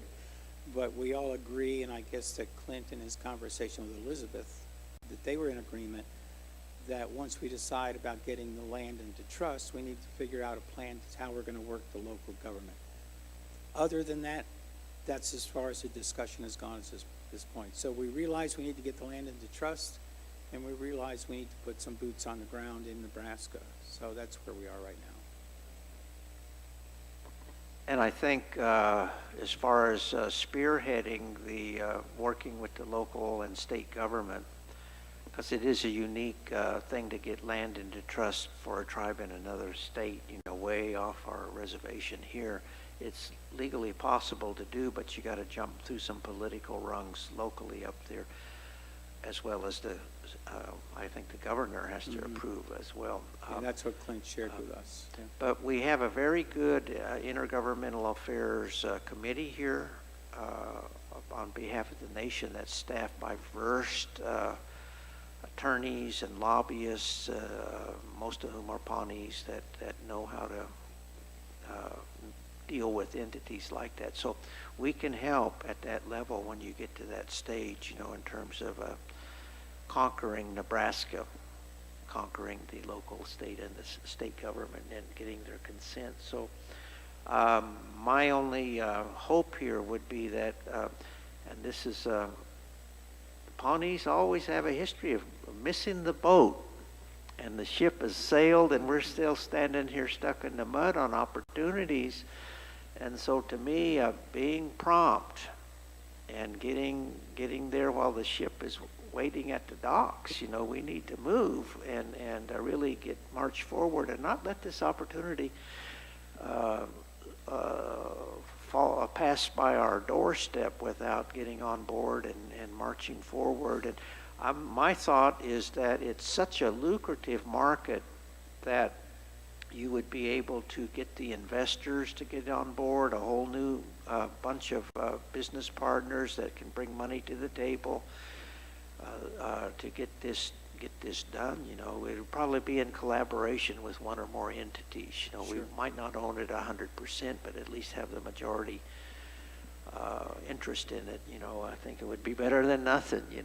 And so I'm hoping that you move with God's speed here on this and do what can, and working with the property committee, because it would be taking land into trust. And I think it's also dicey to do it when it's gaming for some reason, but I think we could get it done if we work together on it. And so anyway, I just wanted to broach that because that would really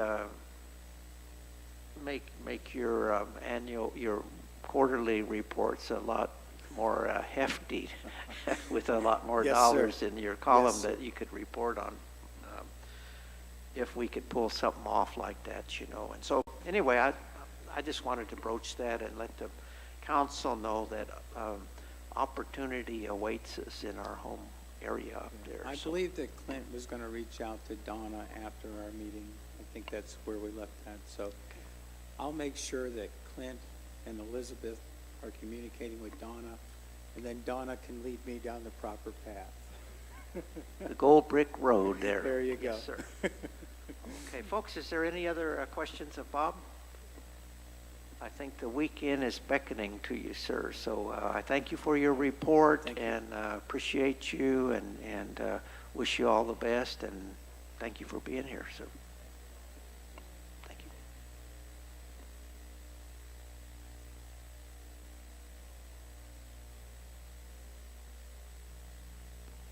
Okay, excellent. Well, Bob, thank you for being here, and the weekend is yours.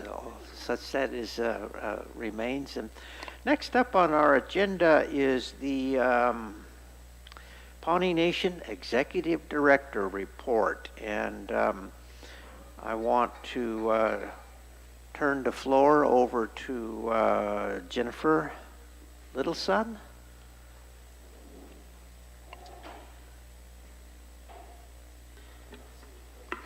Yes, thank you. For the first part of the report, Brian's going to do one because he was here for the first quarter. But before that, the Nasharo Council would like to make an announcement. Thank you for that, Jennifer. And Chief Leading Fox, the floor is yours, sir. All right, thanks for putting me on the spot. I wasn't going to talk till later, but I appreciate this momentarily. I just I don't want to take too much time, but we have got together, with the ED. A thought that come across her mind was, to back in the kind of distant, there was a time when we had fed the people. So was wanting to. She had brought that idea to the Nasharo Council, and we all agreed, yes, let's do that. We also would like to, co-host it with the Business Council. We'd like to see it done twice a year. We're shooting for September right now, as the first one. Next one would be in the springtime after the first thunder, New Year. So, I just wanted to, bring that up to you guys, and I'm sure you guys got that email here not too long ago, kind of, so, I just wanted to, mention that to you all and kind of put it in your heads to maybe think about it. We would like to have like a small, short gathering meeting between the Nasharo and the Business Council, to kind of go over this and see, what kind of menu we're going to have, where we're going to have it, who's going to cook, all that. So, that's basically what I was just wanting to, parlay to you guys right now. Thank you. Thank you, Chief Leading Fox, head chief. I think that is a wonderful idea for the Nasharo Council and the Business Council to feed the people, call them together and feed them probably our traditional sacred foods, and have a traditional kind of a gathering with them and for them. And so I think that's a great idea. And council, do you guys think that would be something we would want to participate in. I do. I think that's a wonderful idea. And I just wanted to ask you, do you think you could do a tripe supper somewhere in with that?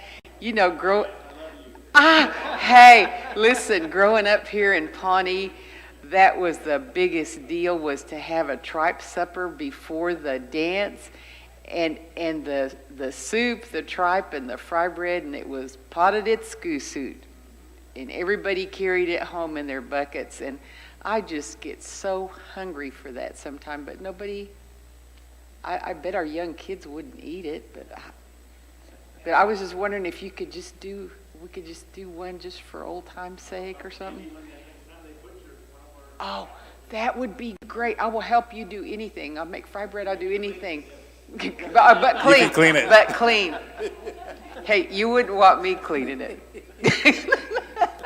You might not have anybody eating it if you let me clean We'll do it. kidney on a stick. Yeah, I've lost any skills. I don't have any skills like that. You know, I don't know my directions. Remember, I'm challenged in a lot of ways. So, but yes, thank you. You'll have to throw in some kidneys while you're at it too, Guy. Folks, Doc, what do you think? Dr. Evans? No, I'm all in favor of that. I think it's just a great thing to do. And actually, I was thinking, you know, we talk about eating our traditional foods, but really, what was traditional before, you know, before our trip here? You know, because, you know, fry bread and all that, which is great. Now, goodness knows I love it, but I sure like the idea of seeing, you know, looking at what was more of our traditional stuff. You know, can we not look beyond what we had just right there at, yeah, add those things in.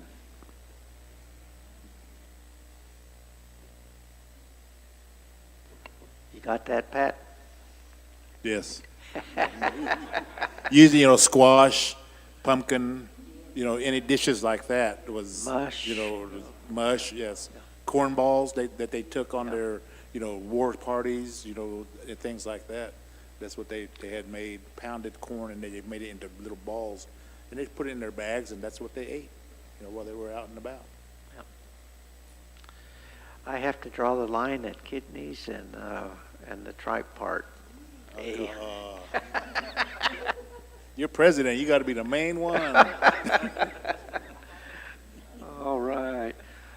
Okay, well, folks, it sounds like we're on board to do that, and it would be our honor and privilege, you know, to work with the chiefs on that, and we'll do our part to support you guys. You're our traditional leaders, and I view this as a traditional gathering, and we'll, you all should take the lead, and we'll be right there at your side, you know. So it sounds like we'll try to get this done. So thank you for that. Appreciate it. Okay, so back to Brian at this point. And I want to welcome Brian Kirk. And, you know, as you recall, Council, we honored Brian, who served as our acting ED for 11 months, you know, and he really went above and beyond and kept the ship afloat and kept us moving forward, you know, and so that enabled us the luxury at the time, you know, it took, you know, to get our ED in place, you know, so we were all grateful to Brian, and the floor is yours, sir. Well, thank you, Council. Well, I think going into 2022 was a significant year for Pawnee Nation, especially how 2021 was ending and all the new things that were coming about. You know, going into self-governance from an IHS standpoint for Pawnee Nation or for any tribe to have that status is a significant mark to make.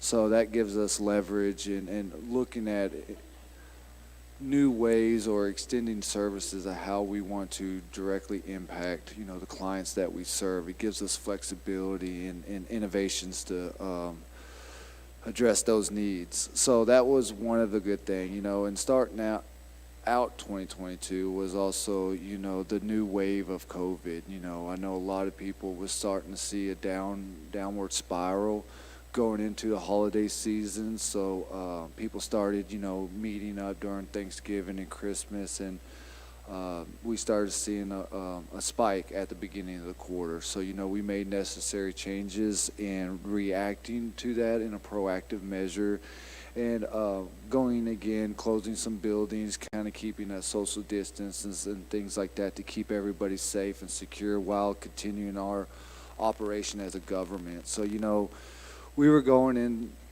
that and addressing it as that came. Now that, we took that initiative step, I felt like that's when we started seeing the trend start trending down a couple months. At that time we were meeting weekly, and now that we got to the point that we are now, we are meeting monthly, but at the same time still reviewing and being proactive and looking at the trends and making sure that we stay ahead of the game on that in case there is another spike.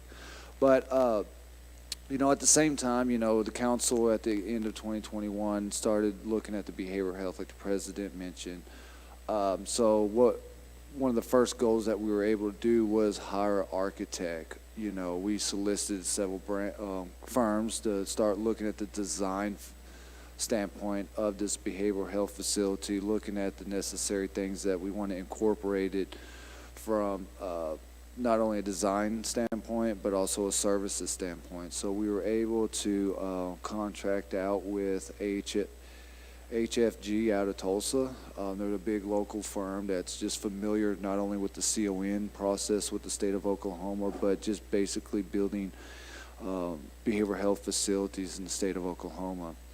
So that was one good way that we were able to start looking at that, looking at square footage and how we want to look at from a in-person and outpatient standpoint. So we're excited to start that effort in that first quarter. Where we are now is we are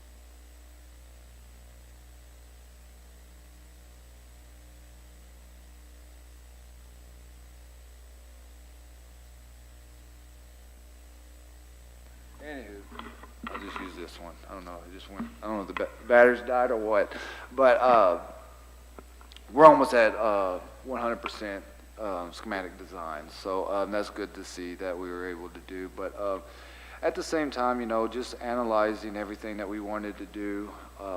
We were looking at other economic development opportunities. I know what Vice President Canujo was looking at from the solar.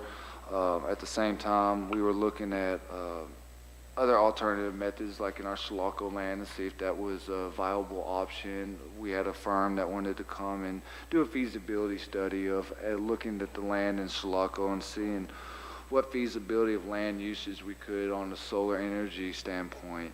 So we started that initiative during the first quarter to see what the feasibility of that is.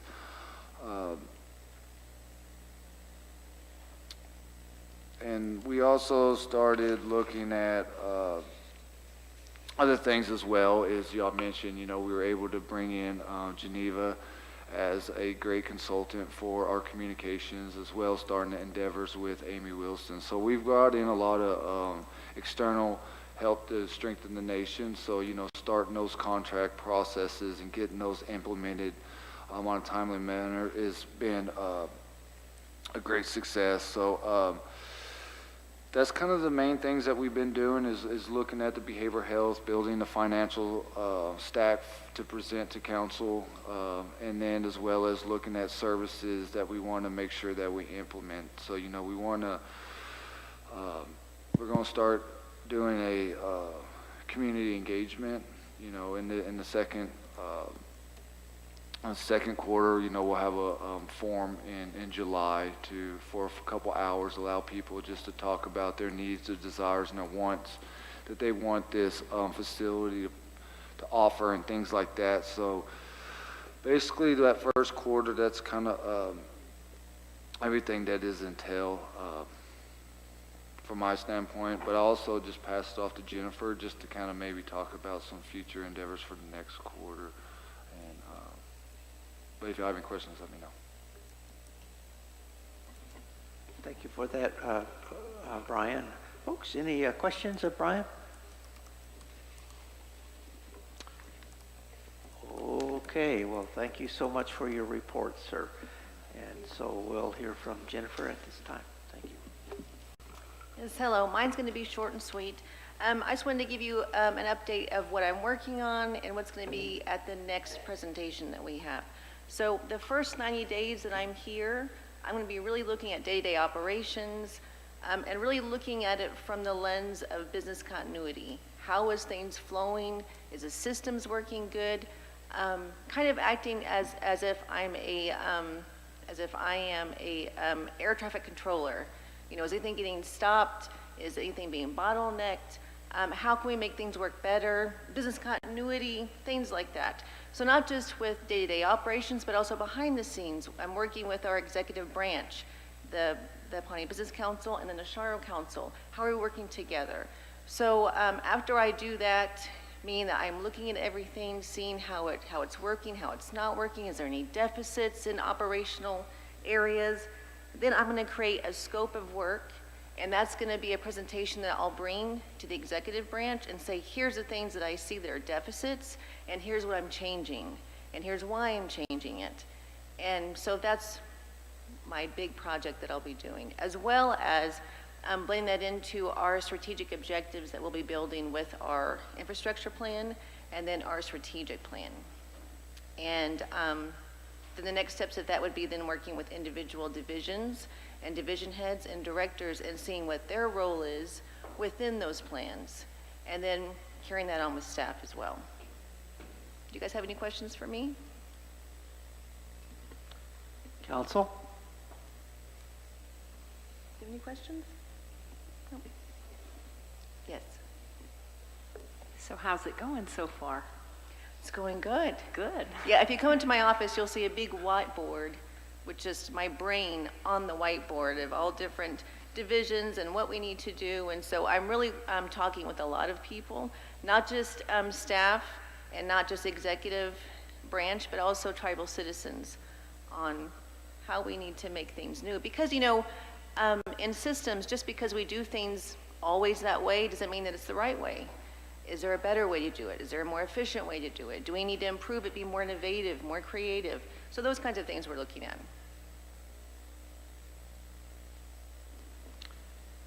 Thank you. I think that fresh eyes is really helpful, you know, to have someone new come in and take a look at it with a fresh viewpoint, can really see the faults and make recommendations. And so I'm glad you're doing that. It sounds like that's right, spot on, what your plans are for the next quarter. And I've heard nothing but very good feedback and comments about your short time here already, you know, and so really looking forward to working with you as we go forward as the entire council. So thank you for your report. Is there any further questions or comments on Executive Director report, folks? I want to thank Brian again for quarter one.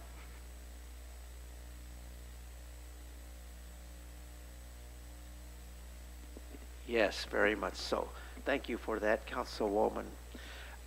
Okay, well, I guess with that, we're ready to move to the Pawnee Nation Attorney General report, and I see that our Attorney General is up on the screen. So I would like to welcome Attorney General Smith to our quarterly meeting and say Noah and hello to you, Attorney General, and welcome. And the floor is yours, sir.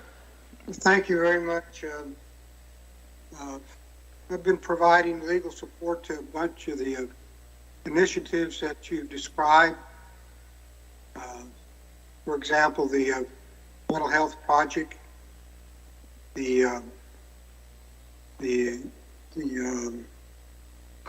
sorry, I'm having some technical difficulties here. The solar project, there's a lot of work involved in discussing the financing and the legal structure of those projects.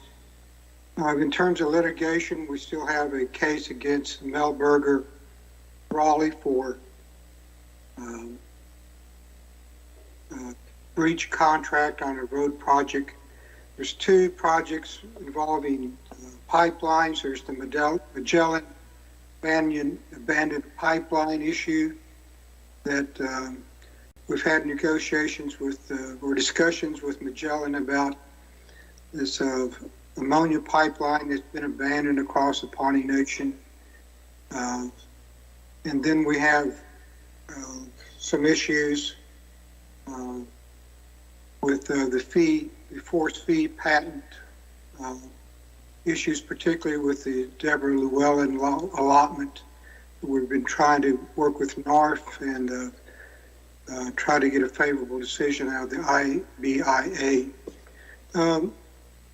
President Echohawks talked about earth justice and some of the issues pending there. I think in the last quarter we worked together with the Gaming Commission and TDC on revising gaming codes and such to make them more flexible and effective. And I've been doing on-call work for people who need to discussion about contracts or legal issues and such.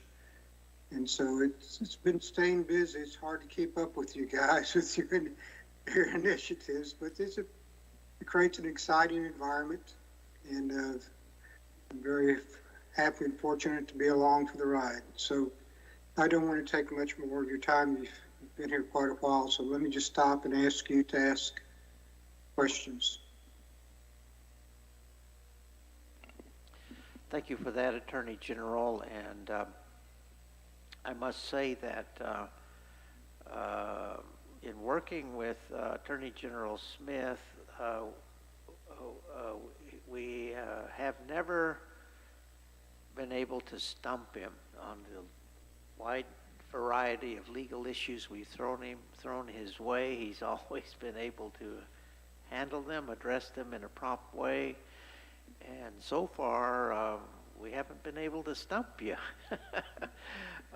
Were I in your shoes, I would probably contracted out about half of the issues that we've presented to you, but he's never failed to been able to handle an issue, no matter how diverse it may be or how complex it may be. So that's a good testament, to a good tribal attorney, and appreciate that makes our work a lot easier to know that we have sound legal advice on the matters that we get involved in, because it's a very complex world out there, and we sure do need a lot of legal assistance as we go forward, as we enter into new endeavors. Having that sound legal advice really helps us along, in conducting the business of the nation here. So, Council, do you have any questions of Chad or his report?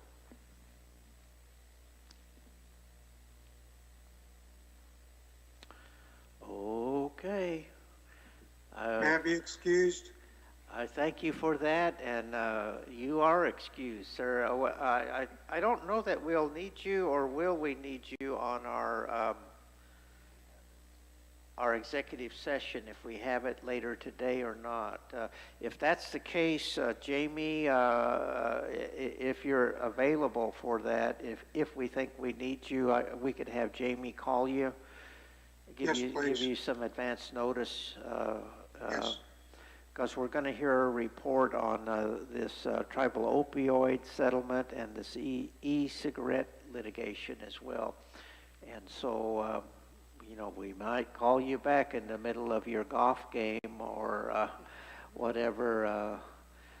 Well, actually, OU's up 2-0 over Texas at the top of the second. So. Hey, that's the best news I heard all day. But just give me a call, because I would like to be part of the opioid discussion. Thank you. Okay, well, we'll have Jamie call you back when that starts to come up. Thank you. Okay, and thank you so much. Have a nice afternoon.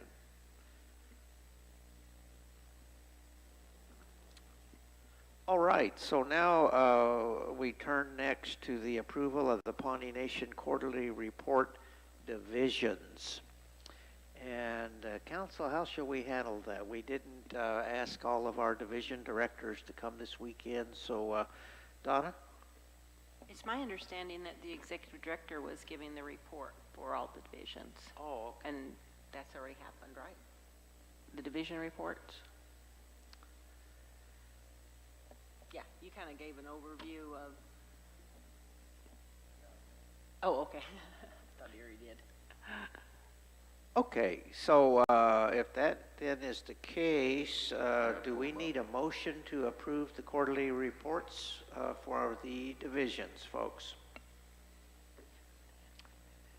Cynthia, you're my parliamentarian.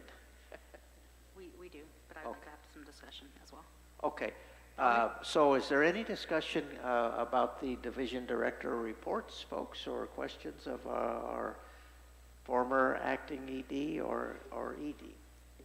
I have some comments. Yes, Cynthia, floor is yours. Just have several comments. I'm sorry with this. One of the things that I looked at on the cultural division, there wasn't no reporting on the grants that was reported at the last quarterly meeting. I didn't see anything reported on progress or anything in there. I did see some stuff in the grants and contracts information and in the planning division's report, but there was nothing in their report because I know we got an extensive report on the grants that they received, and they've received, I think, what, 5? But we haven't got, I didn't see anything in this report, but I'd like to see that, just to see that how they're progressing. You know, it's not nothing big, just something that says that they're started with implementation, because I know that a lot of the implementation has started. The COVID division or COVID department, I just had a question on the quarantine program. I know that we're getting ready for another spike. I know that the employees have had at least 3 COVID positive individuals, if there's enough funds for that. But also, I thought that we had approved a resolution for the employees COVID program, because not all of them were Pawnee, so they didn't qualify for the Pawnee's COVID program. I haven't seen anything with the implementation for that, and I don't know, because we're not privy to which employees are COVID positive, but if that program has started. I noticed in the HR quarterly report, though, that they had said that they were gathering stuff and donations and stuff, so I was just wondering if those funds are actually being utilized this go around. If you can check into that. I don't recall seeing anything in that quarterly report. On the procurement, I think I mentioned this at the last quarterly meeting, there are a lot of exception reports for 3 months for budgets and stuff, for purchases, and just wondered if the procurement department would have a training for those to get those numbers down. I think that for this quarter there was 23, and I think in the last quarter there was about 20 or 30 as well. So I just wanted to know what we're doing to mitigate that, to keep those numbers down, because we all know our processes. You know, I'm not for sure how many new employees we have that don't know our processes and our fiscal policies that deal with procurement issues, but if we could provide a training for everybody just to remind them that, hey, there are procedures and we need to follow procedures before we make purchases. The other one was in property. It was kind of hard, and I know that everybody's doing a really good job, and I appreciate all of the work from the employees. They do really good work. But in the property report, I wasn't seeing any separation of those duties. Everything kind of flowed together, and it was kind of hard to tell what property was actually doing. I know they're doing double duties because they have the ag stuff, but I'd kind of like to see an organizational flow in their reports. I know they have in the org chart, they have the ag division is actually separate from the property division in the organizational chart in the report. So I would like to see an ag report. Does that make sense? I know that they're not officially a division. We haven't moved anyone in there, but I would like to see it separate from property, because I think a lot of the problems and issues that have been coming up for a couple of years is that, you know, we don't have the maintenance workers or the people to do the maintenance on the buildings. I kind of like to see that separate so we know what they're doing and what buildings are being, you know, worked on and stuff, because there's a lot of, you know, it's a lot of upkeep, but I'd like to see that separation. Also the utility service or utility department, I don't know if they're intertwining that with the utility commission, which they're also a part of, but would like to see that separate as well, because, they do have things to report for what they do for utilities. They could be reporting on the water situations. I know they do reports or testing every month or every couple of weeks or something like that with our water. So that would be something I'd like to see reported through the utility department. If we can get that, let the division director know that that's what I would like to see. I don't know if the rest of the council would like to see that. But kind of structured the way DNRS is structured. If you look at their report, they have a lot of departments underneath their division, and each division or each department has a separate category, and they explain what each of those departments do. That's kind of how I would like to see the property report, because they do a lot, and it was just hard to differentiate. To me, it just looked like all the cattle operation. Well, what about the janitors and the other, the other people who are in those departments, because I know they do a lot. That was also another thing I wanted to mention. I know that we're getting ready for, a new surge. We already had COVID positive people, but is it premium pay that we called it instead of, but if we could make sure, I don't know if we have any funding left, or if we could do something with them to get them, because they're actually going into the offices and cleaning. I don't know if we need to start taking precautions again, because of what's going on. But that way that they're getting paid, because they're putting their lives at risk and catching COVID again. I know all of them probably have already caught it, but just to ensure that they're getting paid for that extra work that they're doing, going in, cleaning the offices, masking up, doing all that other stuff. That way we don't lose that, because we want them to be safe as well as other people that are in the offices, and I just thought of that as well. So what was the other thing I had? Sorry, I have tons of notes. There were some errors in some of the reports, and I'm a stickler for that. I'm sorry.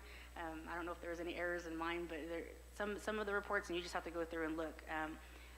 They would start a sentence like they were going to start writing something, but it would just cut off and go to the next thing in the report. I think there was like 2 or 3 of the reports that were like that. So if we can just get those fixed before it's published.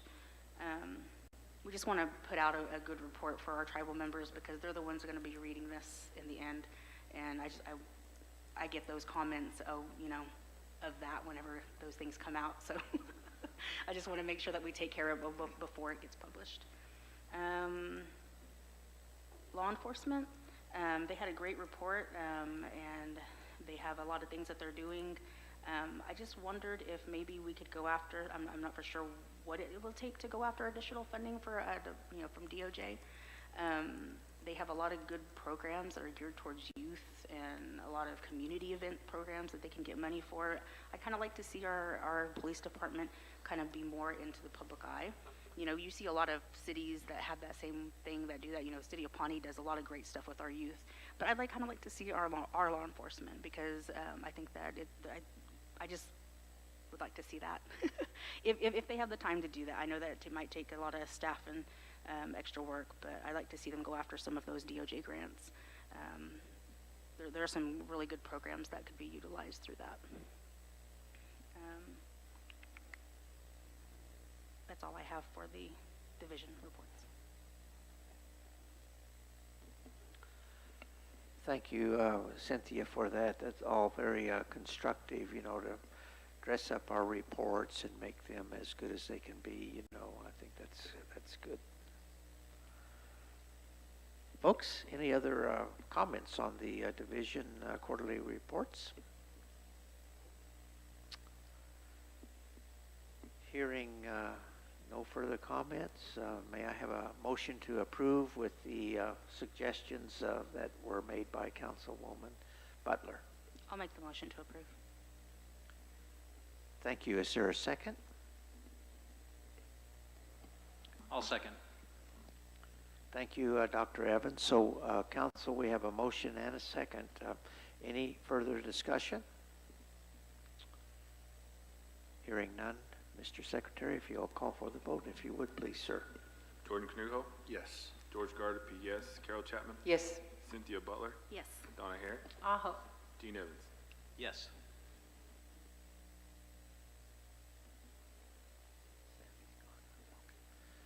Thank you, Council. Motion carries. Next up is the presentation and approval of Pawnee Nation Quarterly Report Committees, Commissions, and Boards.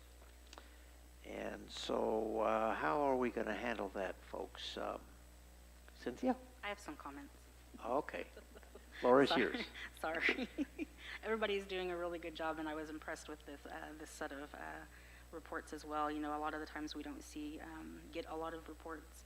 We have to pretty much beg and prod people to send the reports in. I am just a little bit disappointed that we didn't see anything from the Gaming Commission again. I think this is like the second or third, maybe fourth time that we haven't seen a report in timely manner. I'm not for sure I can't remember who the chairperson of that commission is, but maybe we need to send a letter from the president, Lyle, to remind them that, you know, this is an important part. We're reporting to the people, but they're also reporting to us for what they're doing. We put them in these positions. Right, and especially if we're funding them for that. Exactly. Yeah. So I do want to make a comment on the Utility Commission as well. They did not submit a report. I know we did appoint 2 new members, so they probably haven't got the report in yet.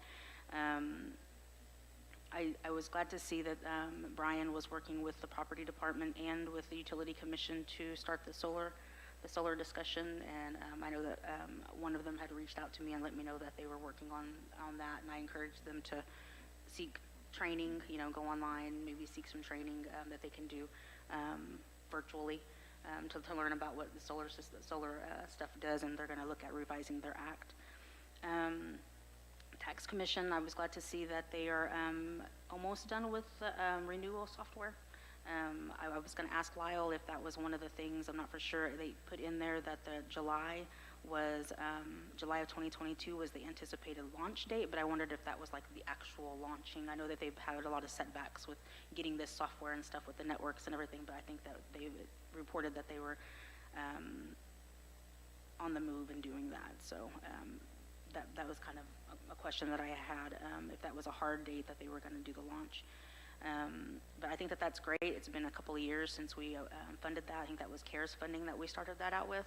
So I think that that's going to be awesome for our tribal membership to do their renewals for their tags. And I'm glad that we're finally getting to that point where we're going to get to launch that.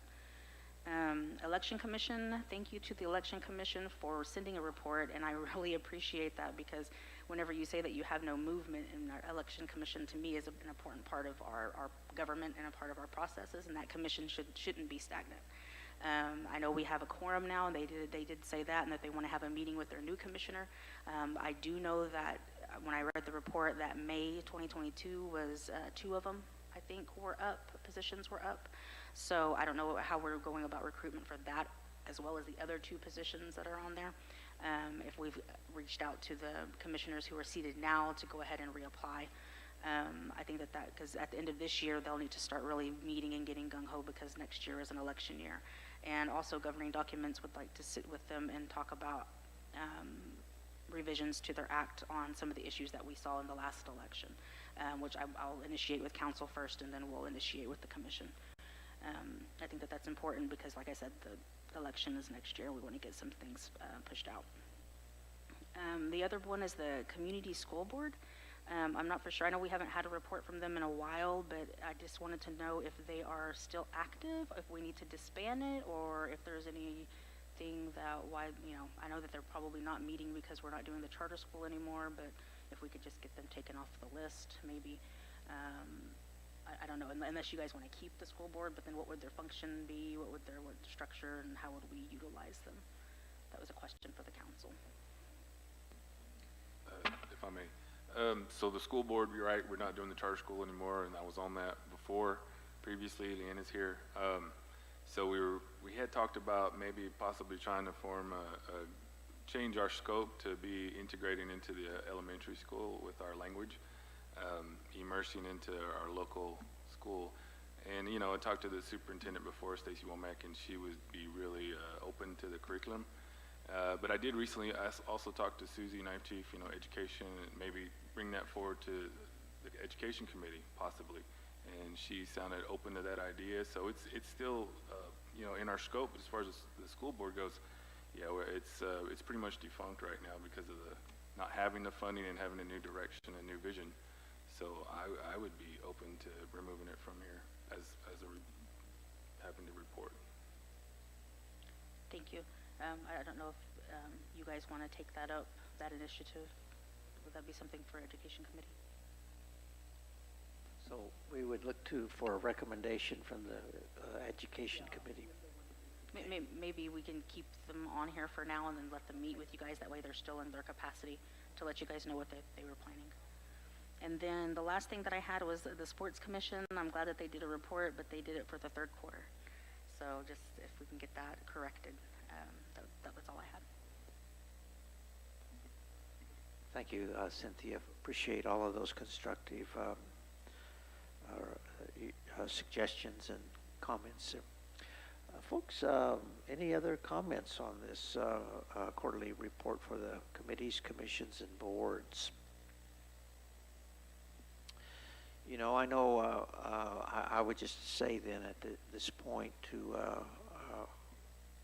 Jennifer that I know you're busy and I know I'm busy, but I would like to sit down with the executive staff and look at the commissions and boards, going case by case, looking at them each individually, and seeing what we can do with them to see if there's areas where we can help upgrade them, get their missions and scope of work, and just get them.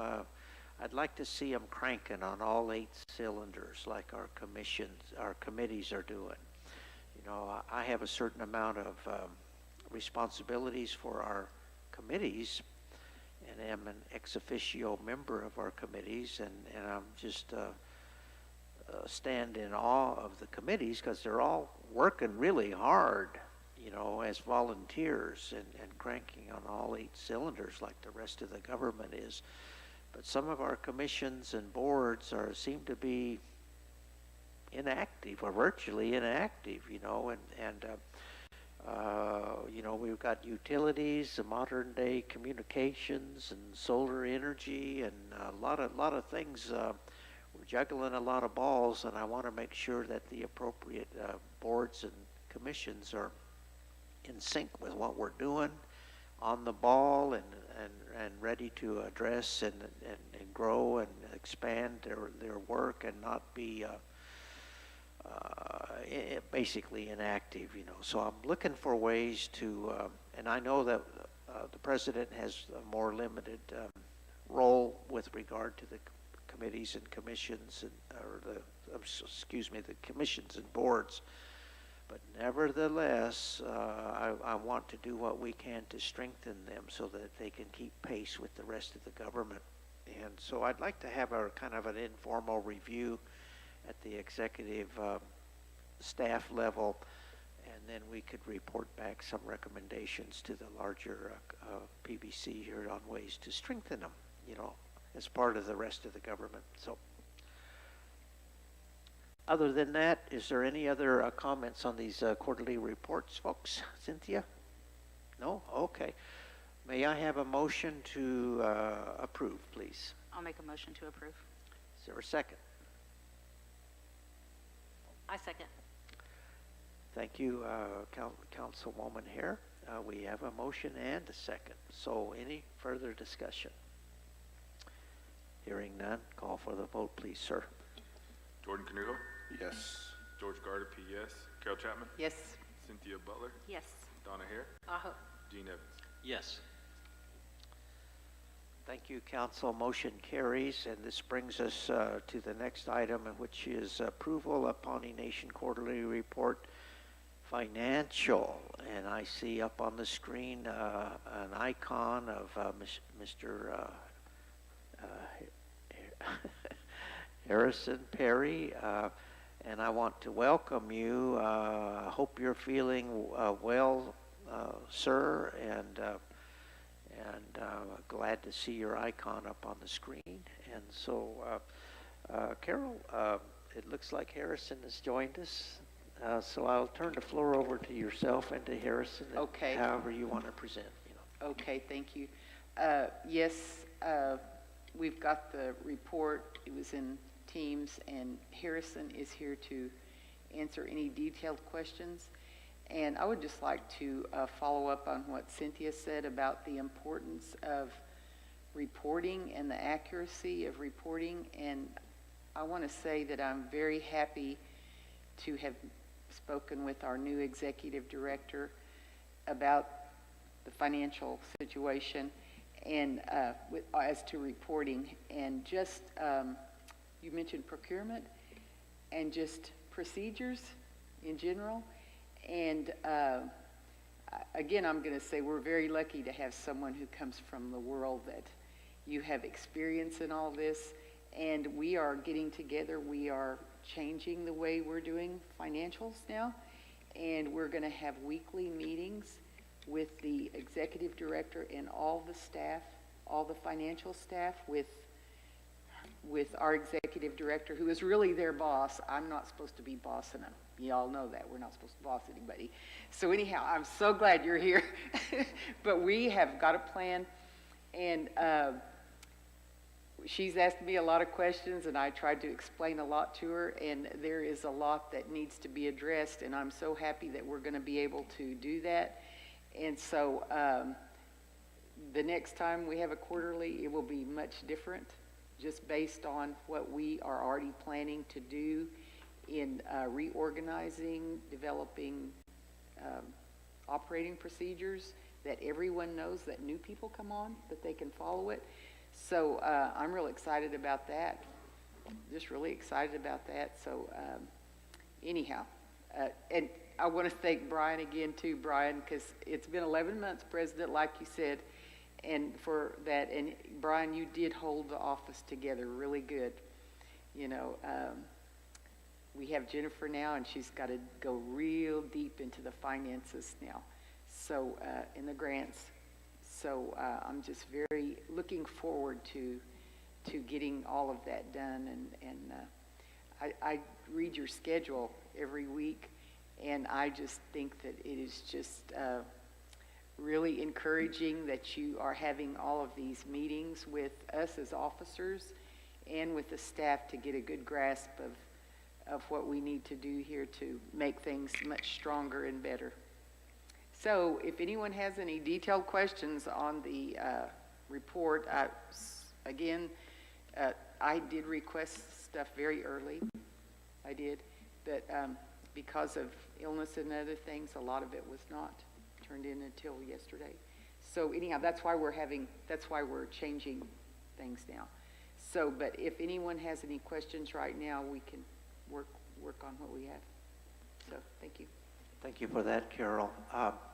So, council, Cynthia, I see your finger up. I don't have any questions, but I do have some comments on some of the budgets. Yes. The first one, proceeds of labor, I'm glad we're actually reporting that in there. I saw that in the budget. It's never been done, I don't think, and it breaks down the oil and gas leases and stuff like that in there, so I really appreciated that whenever I went through it. So good job on that. And then the tribal annuity budget, there is not an approved PBC budget, but I wondered if you guys could include it, because it just looks like, you know, we're spending money that doesn't have an approved budget. Okay. So if we can just do a yearly budget for it, because we know that, you know, it's just bank costs and stuff, which from what I was reading, and it'd just be nice for us to do a yearly budget for it. Okay. The only other thing is for the report, like that we submit to the people, if we could, it's 600 pages. Oh. And I went through every 600 pages. Oh, I'm sure you did. Some of them were blank too. Some of them were blank, but the expenditure journals that are in there, I think that due to size, that we can take all of the expenditure stuff out, We talked about that. Yeah. I told her we got to do something about that. Just the top budget, the main one is what I'd like to see in the report. Right. But you know, for us to see, for the council to see, Yes. I do appreciate that, because there are some questions that I have, but I don't want to bring them out, you know, here in this meeting, because they might be confidential or something. Right. I don't know, because it had people's names on them. I just kind of questioned a little bit of why we were spending this on that, and right, or you know, paying this person for that. Right. But, you know, that's program stuff. But those were the only things, and yes, the financial report, I was pleased with it. So. Okay, thank you. Yes, and you did bring something to mind here that I did want to say. One of the really important things that I, as treasurer, am supposed to do is submit a financial report to the people, and we have not had a Chodix paper for 2 years now. It's been 2021 going into 23, and my report's not in there, and we talked about that. And that is one of the main things that Jennifer and I are going to work on, because our people want to know where their money is spent, and I want them to know. And so we talked about that serious thing, that we need a Chodex paper to come out really quick. And this year, we are also doing a separate financial report, a totally separate one, and it will be mailed out to every member of the Pawnee Nation, a separate one printed with all our information. And her and I are going to work on that as quickly as possible to get that out first, along with getting everything into a Chodex paper, because we haven't had one. And I'm just missing it because it has the obituaries and it has our news in it. And just so glad you're here, Jennifer. Yeah, and if I can just chime in, one of the lenses that we're looking through on how to distribute information is transparency. Right. So how can we give that to the people, show them everything that we're doing, Right. and what platforms can we do that on? It should be various platforms. You shouldn't have to ask us, what is this and how much are we spending? It's up to us to be able to provide that. So that's one thing we're looking at. Yep. Yes, I like that idea, that we really do need to get that Chodex out again on a regular, punctual basis, you know. And the financials in it. Together with the financials, Yes. you know. It's not only for keeping our membership posted on what we're doing and transparency, but it's also a real handy document to have a nice polished annual report that we can attach on grant proposals as Exhibit A. This is our snapshot of the Pawnee Nation recently, and there's a lot of reasons to have that. It's good for morale to have that done. So I really like to encourage that we do our annual reports every year. I have a question about the last 2 years that we haven't done out. It's kind of embarrassing not to have them. Do we just scratch them off the books because it's so stale now? Do we say to ourselves, well, that's water under the bridge, so we're not going to spend the time and the money to do these 2 years? Or are we going to try to do the 2 years that we didn't get done, you know? Yeah, that's something that we'll talk about with our, well, you know, we have a communications department, but I'd like to make that a creative department. It's broader than communications because it can do visuals, it can really go beyond that. So something we'll be talking about. But no matter what we do, yes, we have to show everything that we've been doing, even what we have left behind. Because ARPA's in there. You have to show what you've done. So it's never too late to show what you've done. You Okay, well, so be it. I'm just asking. I don't really know, but sometimes if it's intended to be news, it's not timely. You know, it's no longer news. It's more like ancient history. But well, for me, that'd be more just financials, and also just respecting our tribal citizens on loved ones that's passed away. At least acknowledge their name. You know, make sure that we do things in a professional and respectful way. But also something that we can have as a library of what we've done as a tribal nation for our citizens. We have to document that somehow, and so that's the plan. I'm not sure what that will look like yet, but yes, we will do it. We don't know. Yes, I know that I did.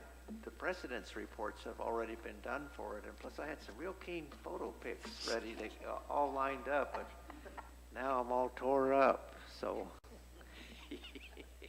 Donna, you had your hand. Yes, the newsletter is a deliverable for aid to tribal government.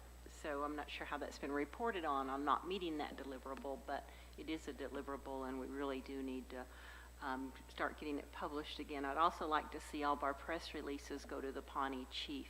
I'm not sure at what point they, we cut off doing that, but we do need. We could fill the chief with the things our program's doing. So I would really like for all of our PRs to go to the chief.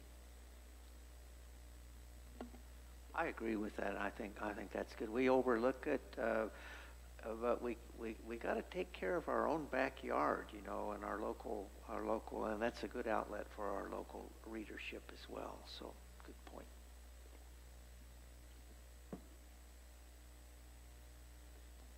President Echohawk, Yes, ma'am. I'll make a motion to approve the financial report with the condensed. We stray a little bit here. Is there a second? I'll second. Okay, we got a motion and a second. Any comments, folks, on the motion? Mr. Secretary, will you do us the honors, please? Jordan Canuho, Yes. George Gardapi, yes. Carol Chapman, Yes. Cynthia Butler, Yes. Donna Hare, Aho. Gene Evans. Yes.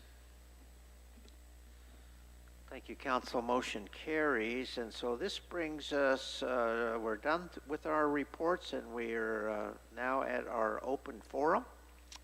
I do see some tribal members that are here, and possibly we may have some virtually. And so I want to welcome all of you all that are here. I'm talking to you, yes, Auntie, and also, Jamie, do we have any folks online as well today? Nobody online? Okay, so folks, welcome. Relatives, you know, if you care to address the council on any matter, the floor is yours, and we can bring you over a microphone. If you care to address the council, and you're most welcome to whatever you would like to say. It's always nice. So, Aka, yeah.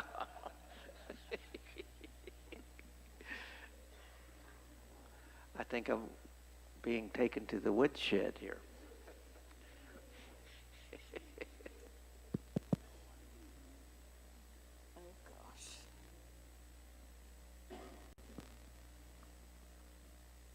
Okay, you ready? I have to take my glasses off so I can see. Okay. 1 year ago, some of the elders were interested, 2 or 3 of them, were interested in going to the National Convention. Well, that didn't work out. At the time that we met with the council, you all said that our next trip, you would be willing to give us some funds for the trip. Remember? Carol does. Was this before our council, or an earlier council, or this council? It was a one? virtual Okay. meeting. Harrison was there. Well, anyway, y'all promised us some money. So, I'm the treasurer of the Pawnee Nation Elders, have been since 2015. I'm thinking about a trip for the elders, not to the National Convention next year. I was thinking maybe we could stay in Oklahoma and take a short trip for 3 or 4 days. Go to Oklahoma City and the Shawnee area. A lot of things to do. There are 4 or 5 tribal offices for the various tribes in and around Shawnee. And I just thought that would be a good short trip for some of the elders. And I'll go ahead and tell you how much money we have in the bank. We have approximately $6,500 that we have been raising since 2016, 2017. We have not taken any trips with it. And then I remembered that you all said you would help us with some money. So, this is just an idea. I haven't worked out all the details or anything. Or everybody would have to find their own transportation. But there's several of us that would be willing to take 2 or 3 people in our car and just go to Shawnee and stay and look around, go to Oklahoma City. I haven't been to the new First American Museum, and several of the others haven't either. And basically, now this trip would not cost as much as going to the national convention next year. Wherever it's going to be, we'd have to fly, and COVID's still around. But some people get rowdy on the airplanes. We don't want to be near that. Hopefully none of us would be the rowdy ones. And basically that's what I want to ask you all. Do you have some funds that you could give us? President Eckhart, Harrison's here. Now, I remember when that happened, and Harrison knew the history of it, and the tribe did previously fund your organization money to go to the national convention, but because of COVID, they didn't get to go, what, two times now? Twice you're not going to go? I think it was in 20. Yes, the national. Right, so anyhow, Harrison, being around longer, he was very familiar. He may have left. Did he leave? But Harrison did confirm that we do fund, and we had agreed, based on what Harrison shared with us, to give them, to chip in to help them. I think it was several $1,000s, like $3,000 or something like that, as I remember it, because that was a long time ago when we first started. Well, I'm an elder. Do I get to go as an elder to supervise? We'll make you How right many with people Ann. can you take in your vehicle? Yeah, I would think that the council would certainly be open, funding permitting. If you could get us a budget, then Yes, we'll I could do work our on best it, to see yes. if we can scare up some money. And the condition is I get to go. I get to go with you guys. No, I'm just kidding. But you know what? Of course, wherever you all decide you want to go is fine with us. But I just wanted to throw out an idea. There's a really keen volcano. What's the name of it? It's in New Mexico. It's a state park. It's right in the Panhandle in New Mexico, and then you can go right up the road a couple hours to Bent's Fort. It's right on the Arkansas River in Colorado, and then you could even go a little bit further to the Sand Creek Massacre site, which is a national, kind of a national historic place. It's managed by all three of these are managed by the U.S. Park Service. And it's really it would make a real keen 2 or 3 day trip, to go out and see these areas, and you could go all the way up that volcano. It sits right on the Santa Fe Trail, and you can see the crater in there, and there's interesting places to go and see there. And then just like I say, it's like a three-way. All three of these national parks. This Bent's Fort, it's all an adobe fort that is like built to replicate the early 1800s, and you can go in there and spend all afternoon looking around at the different rooms in the fort. It's pretty cool. Anyway, this is a thought. But anyway, I think if you could get us a budget, and then we can take a look at how we can help out. Okay, sounds good. Okay. Can I quote you? Pardon me. Yes, you can quote me, because I probably won't remember this next week. So I'm gonna be saying, what's this? Don't worry, you're on tape. That's how it is when you get to be an elder, Pat. You can't remember what you said. Okay, and I want to tell you something else. The Travelers, we're working on our 7th year. We give a scholarship to a tribal member. It's called the Elizabeth Blackout Award. We give it to a person that has graduated from the Pawnee Nation College or any other college. And this is our 7th year that we're going to be able to do this.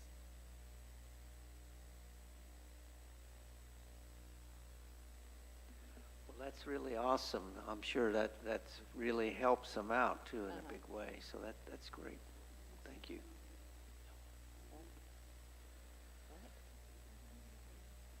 I can't hear you. Yes, Donna? You mentioned the travelers, Uh-huh. and I just want to commend them and you and all the work that you do on, feeding families and reaching out. You got good ways. Thank you.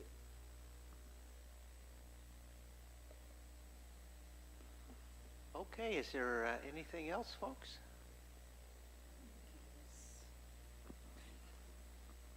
I Deanna. guess since it was handed to me, I made some notes on the discussion through the whole meeting, so I have a few questions.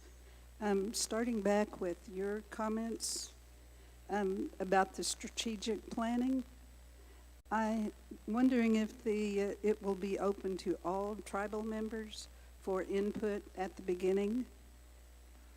I have some ideas.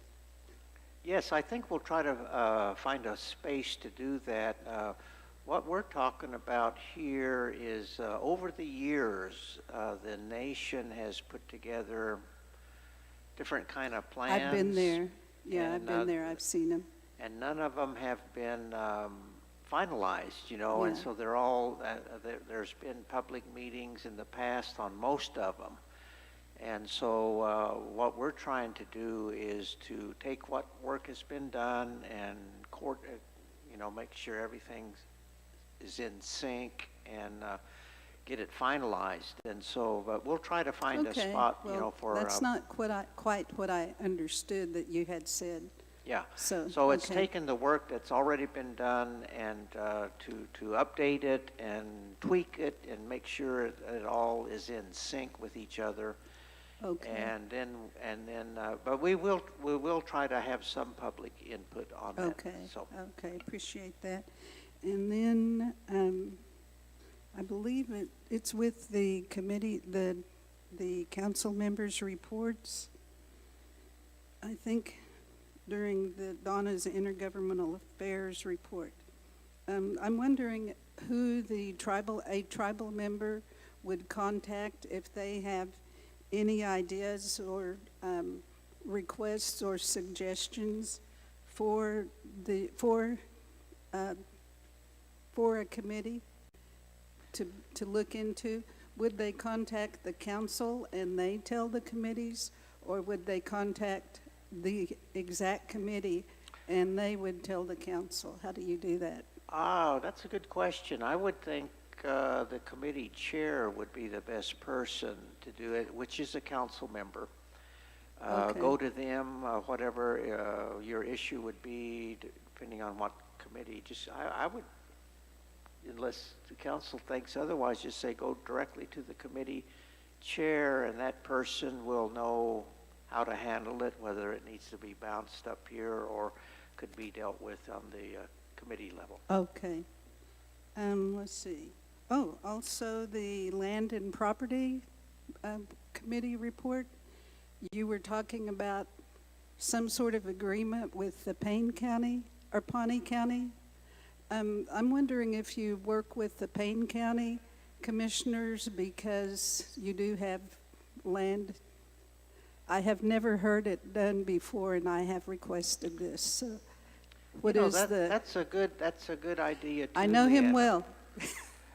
Because we do have about 10 or 12 tribal members allotments where families still live on in that neck of the woods. And it's in Payne County, and it's always the last to be thought of. That's and right. We're not included on many of our maps. Yale, Oklahoma. Overlooked in some of our programs. But I do know that the Taro's lawn cutters were down there. I hope they got Did they Ricky's. go to my brother? Do you know? I hope so. Because was he on has their been list. requesting it. I know that he's on their list. And but if they're anyway, regular, I will request it, but I've given up. But yes, so we shouldn't overlook Payne County, Donna. So So that's a good idea. Thank you for that. we can put that on our next committee meeting Uh-huh. and move forward after that. Okay. I'm sure the committee will be agreeable to Okay, it. okay, Thank good. you, Leanne. I think his name is Cavett, his last name. Cabot? Yeah, I can't, Okay. Zach Cavett. Okay, thank you. Mm-hmm. Let's see. Oh, I have a couple more. With the Pawnee Nation College president that they were talking about, I was wondering, when we brought, I was on the, on the board of trustees with the college when we brought President Burgess on. And one of our top priorities was to earn the accreditation for the Pawnee Nation College, where we would not have to go through another college and we would be on our own and could offer a lot more. That was our priority. Like they were saying, he's been here 10 years. It can be done, Treasurer Chapman, how quick can it be done? 5 years? I can't testify to how long, but, We were thinking 3 to 5 years. I don't Right. know for sure, right. but I haven't been in higher education for 25 years. That's how old I am. But Okay. I served on the accreditation committee for Northeastern State University, which had the highest in enrollment in the nation Yeah. at that time. And I don't know.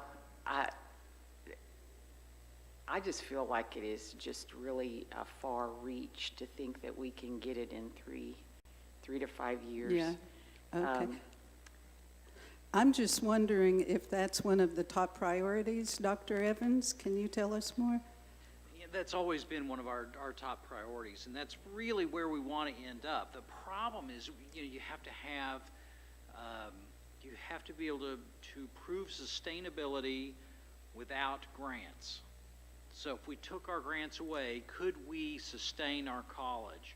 And right now, that is not the case. Yeah, yeah. So somewhere we've got to crack that nut of where we get enough money to be able to do that.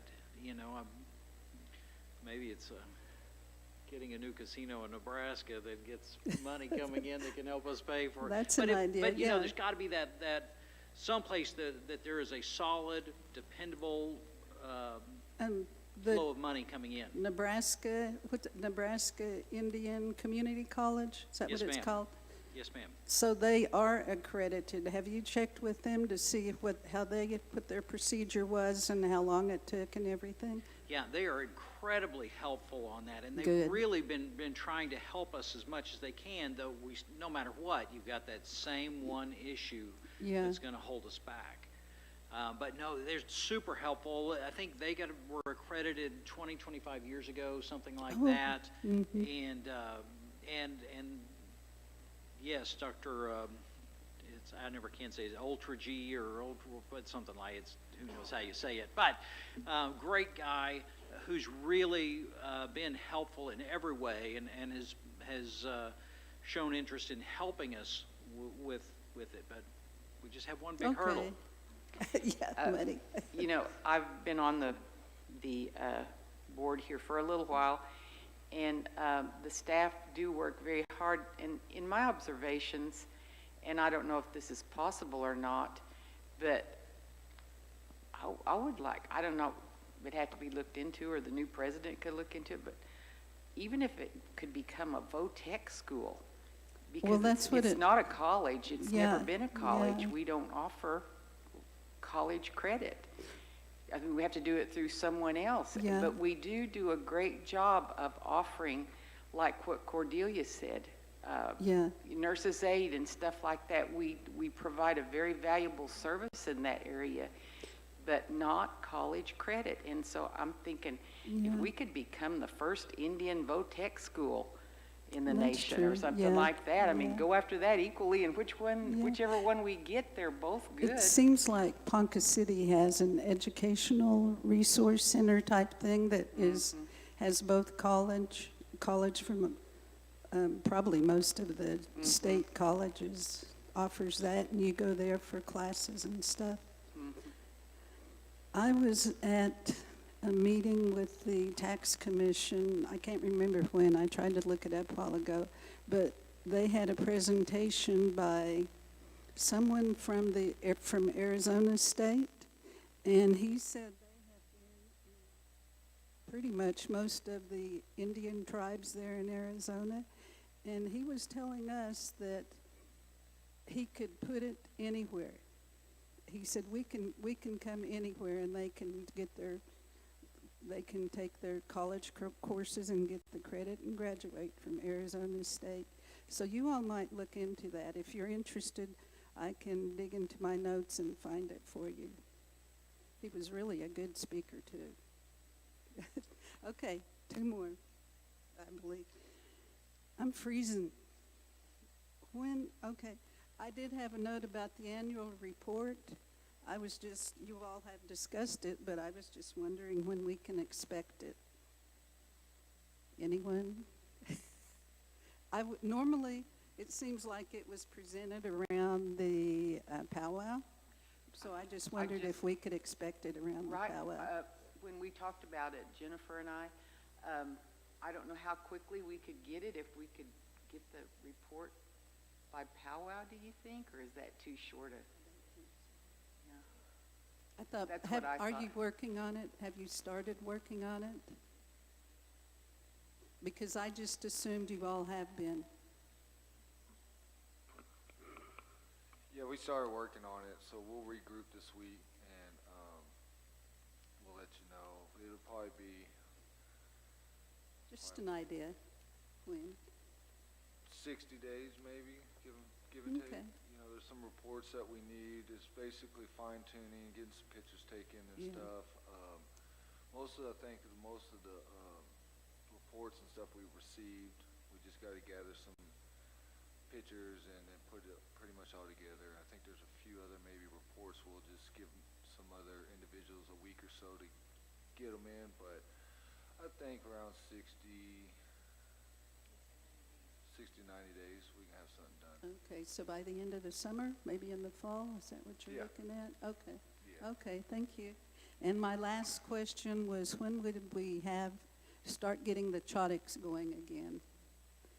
I do have something I want to add to it, and I've not heard anything or seen anything where the deadline is or when it might be coming available, so.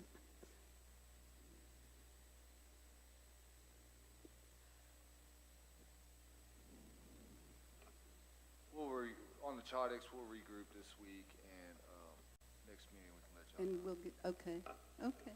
Let me double check now. Oh, empty pages. I'm through. Thank you, Leanna. I would add, while we're on the subject of annual reports, I've noticed that most annual reports that are done by other organizations are relatively short, maybe a dozen, 12, 15 maybe glossy pages, with a budget summary, and damn, our annual report's about that thick. I think it's far too long to do something like that. I would hope that we could, get it down to, less than 20 pages. Most organizations have managed to do that. They produce a real nice, glossy, high-class annual report, but it doesn't have to be a book. I think the main thing is to highlight your major activities and put your budget out there and nicely printed and something everyone could be proud of, with some good photos. But it don't have to be a short story, Donna? Or a novel.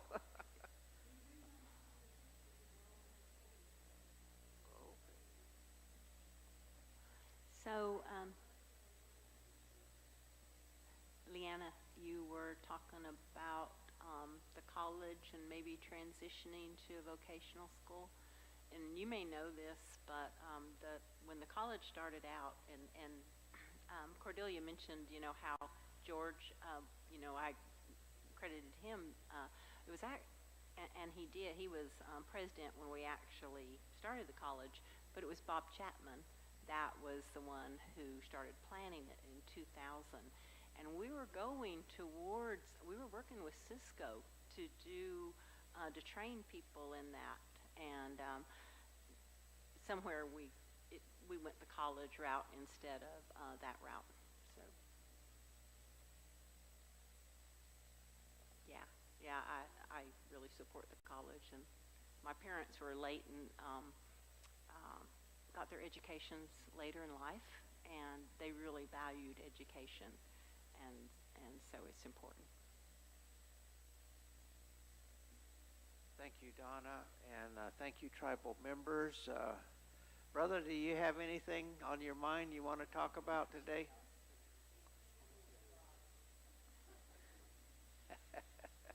It's good to see you. Folks, what is your pleasure? I would vote for a 5 or 10 minute break before we wind up. The elder gentlemen, have our bladders get smaller and our stomachs get bigger, and but I would say could we take 10 minutes, folks, and then come back and wind up? Okay, that's what we'll do, Jamie, if that's okay. We'll take a short break, 10 minutes, and be back in 3:35 to finish up, and we'll march through it at the end of the calendar.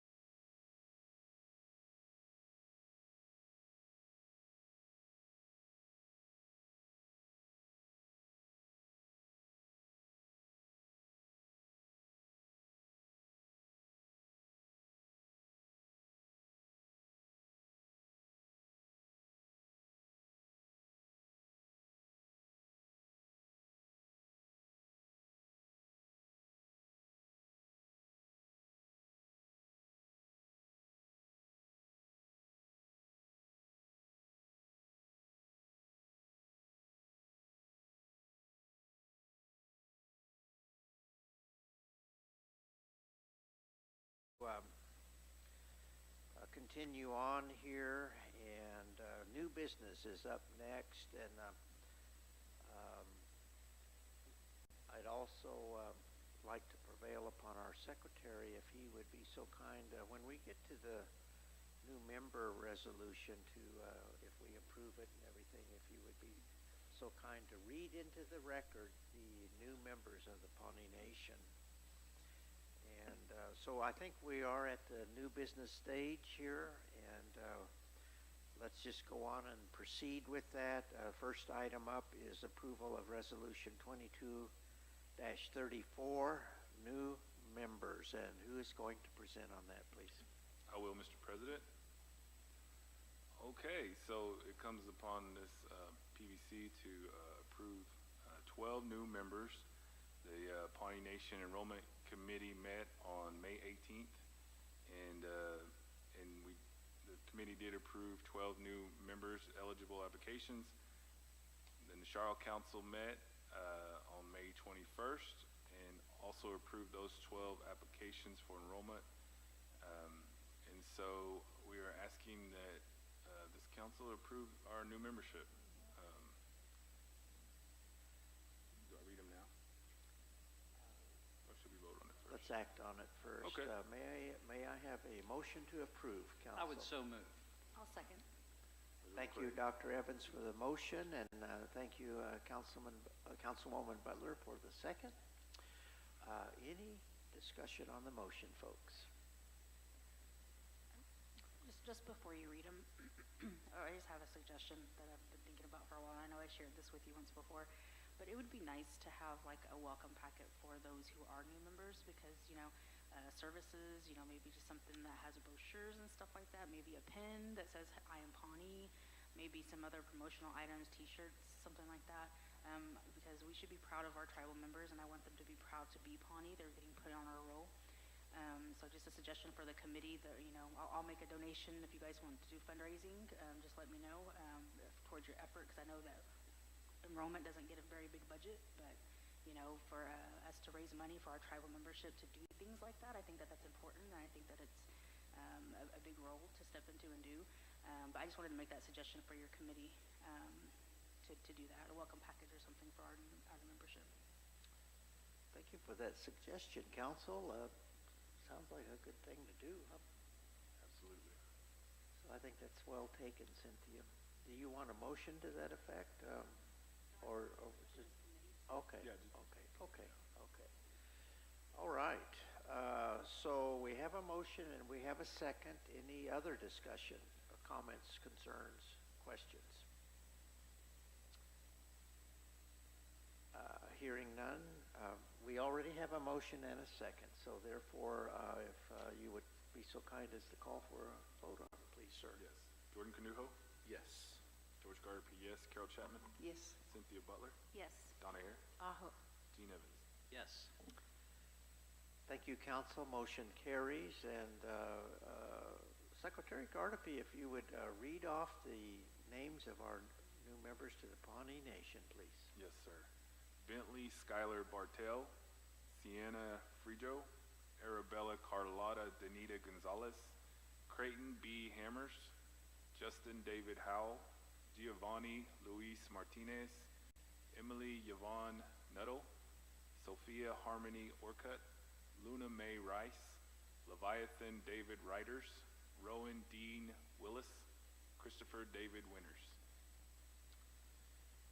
Thank you, Mr. Secretary, and I would like to be among the first to welcome our new members into the Pawnee Nation and say to each of them that you are the future of our nation, and you're most welcome, and all of our well wishes go to you. Thank you. Donna? Yes, and I would like to commend Carrie Peters for the work that she does for enrollment, and her assistant Karen. Carrie does a great job. Thank you for that, and I wholly agree with that. Thank you. Any other comments, folks, on this occasion? Okay. Excellent. So let's move to the second item here, which is approval of Resolution 22-35, deceased members. Yes, Mr. President. We did have 11 deceased tribal members that have come through the enrollment office, and we are asking that the PBC document and approve to note the date of death of those 11 deceased members on our membership roll and remove them from the annuity roll. Thank you for that. Council, any questions, comments? Okay, may I have a motion to approve, please? I'll make a motion to approve. I'll second. Thank you. We have a motion by Councilwoman Butler with a second by Secretary Gardapi. Any discussion on the motion, folks? Hearing none, call for the vote, please, sir. Jordan Canujo? Yes. George Gardapi, yes. Carol Chapman? Yes. Cynthia Butler? Yes. Donna Hare? Aho. Gene Evans? Yes. Thank you for that. May I also ask that you read out the names of our deceased members just for the record, please, sir? Yes, sir. Valerie Sue Crawford, Gina Ann Coverdale, Constance Noreen Stevens, Kay Sue Ortega, Susan Jill Chapman, Mildred Marie Chapman, Muriel Jean Rubidoux, Charles Smith Alexander, Alicia Sue Furr, Gracie L. Tequil, Tara Lynn Juarez. Thank you for that, and God bless all of the mourners and loss to the families, loss to the nation. Okay, with that, it brings us to the executive session portion of today's agenda. And I understand I'd like to turn the floor over to Executive Director to fill us in on that and whether we are going to need to do that today or table. We're going to table that for now. With your direction, I got a hold of our Attorney General, and he's going to reach out to Mr. Brule and ask for a list of, as far as the litigation settlement, what does that mean for the Pawnee Nation? What do we have to do? What are the opportunities and deliverables that we need to do for that settlement money, and a timeline for that. So Attorney General is going to reach out to him and ask for all of that in writing. He's going to send it back to you and CC me so that the council can review everything and then move on from there. So the next time we convene and talk about this, then you'll have something in front of you that you can look at and make a decision with. That sounds good. I thank you for that. And if, depending on how time sensitive this is, we'll either take it up at our next business council meeting, or if they need action sooner, we'll try to take a poll of the council and see if we can work from there on that to get this done. This money that is going to be coming to the nation, I'm not sure when it would be arriving, but it's my understanding that since it's an opioid settlement, that it would have to be used by the tribe for opioid purposes, treatment purposes, as far as a program or existing program or something having to do with opioid. And so if we don't have a particular program in place currently, I would assume it would be in Tiffany's division, possibly. But if not, this looks like money that could be used by the Behavioral Health Center, either for construction or programs, or both, so it would be potentially a funding source, for our initiative there, Brian. So we want to be prompt and do whatever we need to do to go forward with it.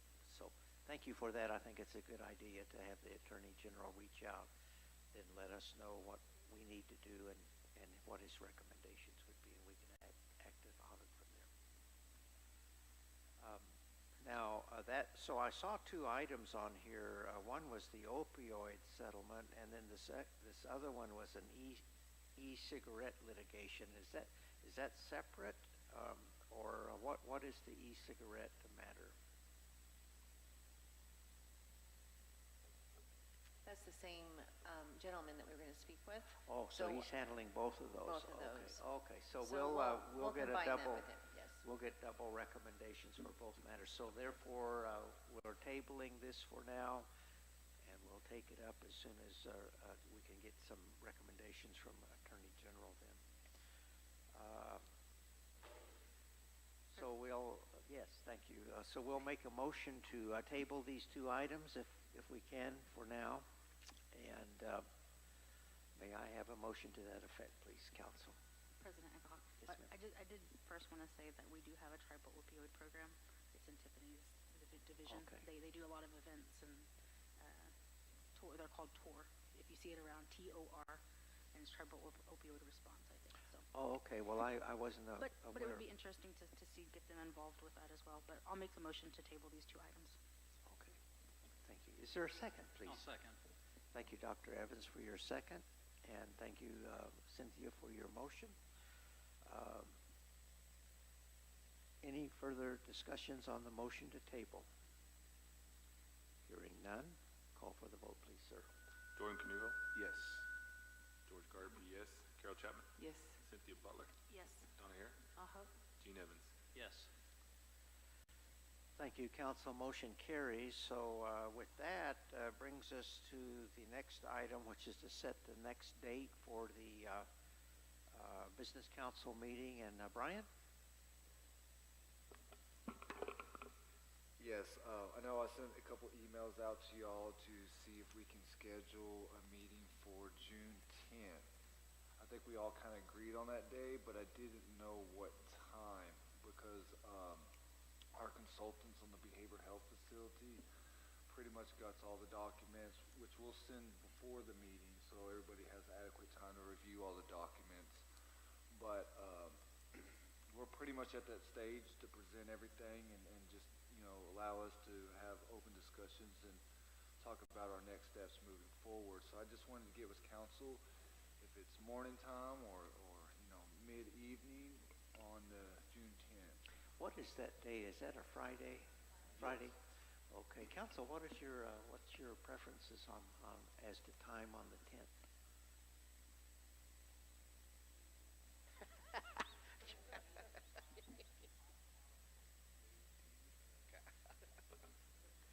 Well, that covers the whole day, so. If it's evening, that's fine. I mean, I can do 5:30, 6. I know it's Friday. What about, would a noon meeting work for everyone as a compromise? Yeah, because I mean. Yeah, we're going to be probably making some weighty decisions, involving business construction loans. So we'll want to have plenty of time to deliberate. So could I just throw out, say, like a 4 o'clock, 4 to whenever? Hopefully we could get done soon. If we get the documents and maybe, Brian, it would also be helpful if we could get possibly a recommendation from both yourself as well as the Attorney General. That might help us in our deliberations, Both Brian and the Attorney General have been sitting on this committee, Behavior Health Center work group on the contracting, and so they're up to speed and knowledgeable. And so when you get the work product from Ascension, who will be there as well. If you guys could look it over. I'm going to be gone next week. I'm leaving Monday, and I won't get back till Thursday evening the 9th. So I'll sort of be on the road and probably out of pocket here. But that would also possibly expedite and help the council. And I did ask the Ascension to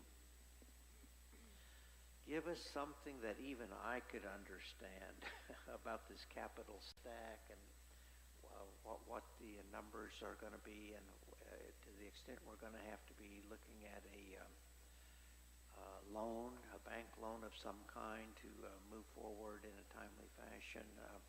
Put it in simple Simon language, and then you attach whatever documents you need to elaborate it on, so that we can see hopefully a bird's eye snapshot of the big picture and what we're being asked to do, and that way that'll help us, and then we can paw through the attached documents, if I can understand it, that's the litmus test, because if I can understand it, then everybody, I'm sure everyone else can, because I think I'm the slowest among us when it comes to looking at numbers. So, but I think they've got a real good handle on the whole big picture from what I can gather, and I was worried at the outset that we might be saddled with a huge debt burden on this, $8, $9, $10, $12 million loan of some kind, but it doesn't look like we're going that far. It might be a $2 or $3 million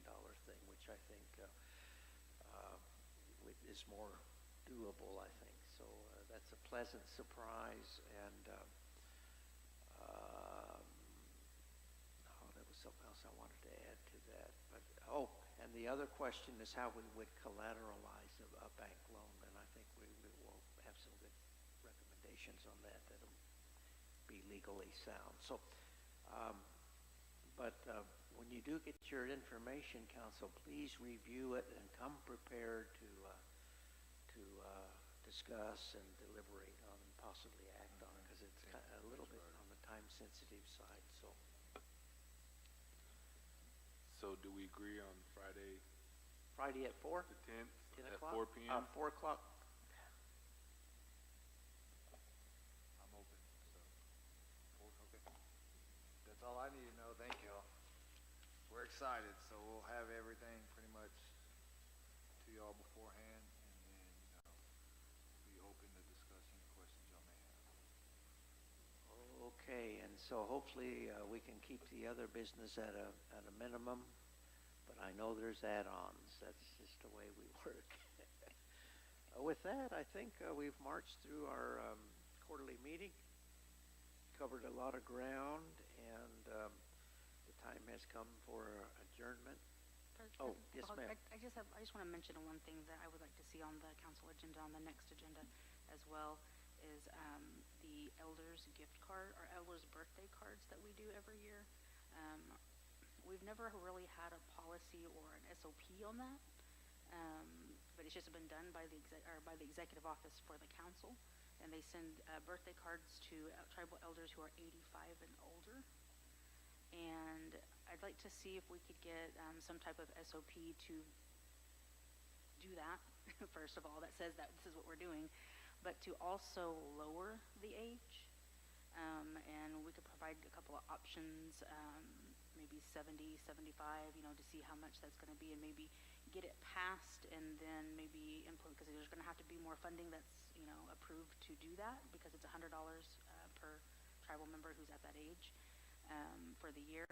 And maybe start it in January, like start our new policy, our SOP in January that says that we do that. But I just wanted to bring it up to the council. I'd like to present something to the council to that effect, because we have a lot of elders who aren't making it to 85, and I think that they look forward to that. Those elders who do get it really appreciate it, and they know they send cards to the council. I don't know if you guys ever go to the office to see those, but they do send thank you cards and stuff like that. Right. So I think that it's a nice thing to do, but lowering it to the age of 75, I think we would be able to reach more of our elders. But if we can get that put on the agenda for the next meeting. I think that's we could go ahead and add that, if you could work with George here to get that on the agenda.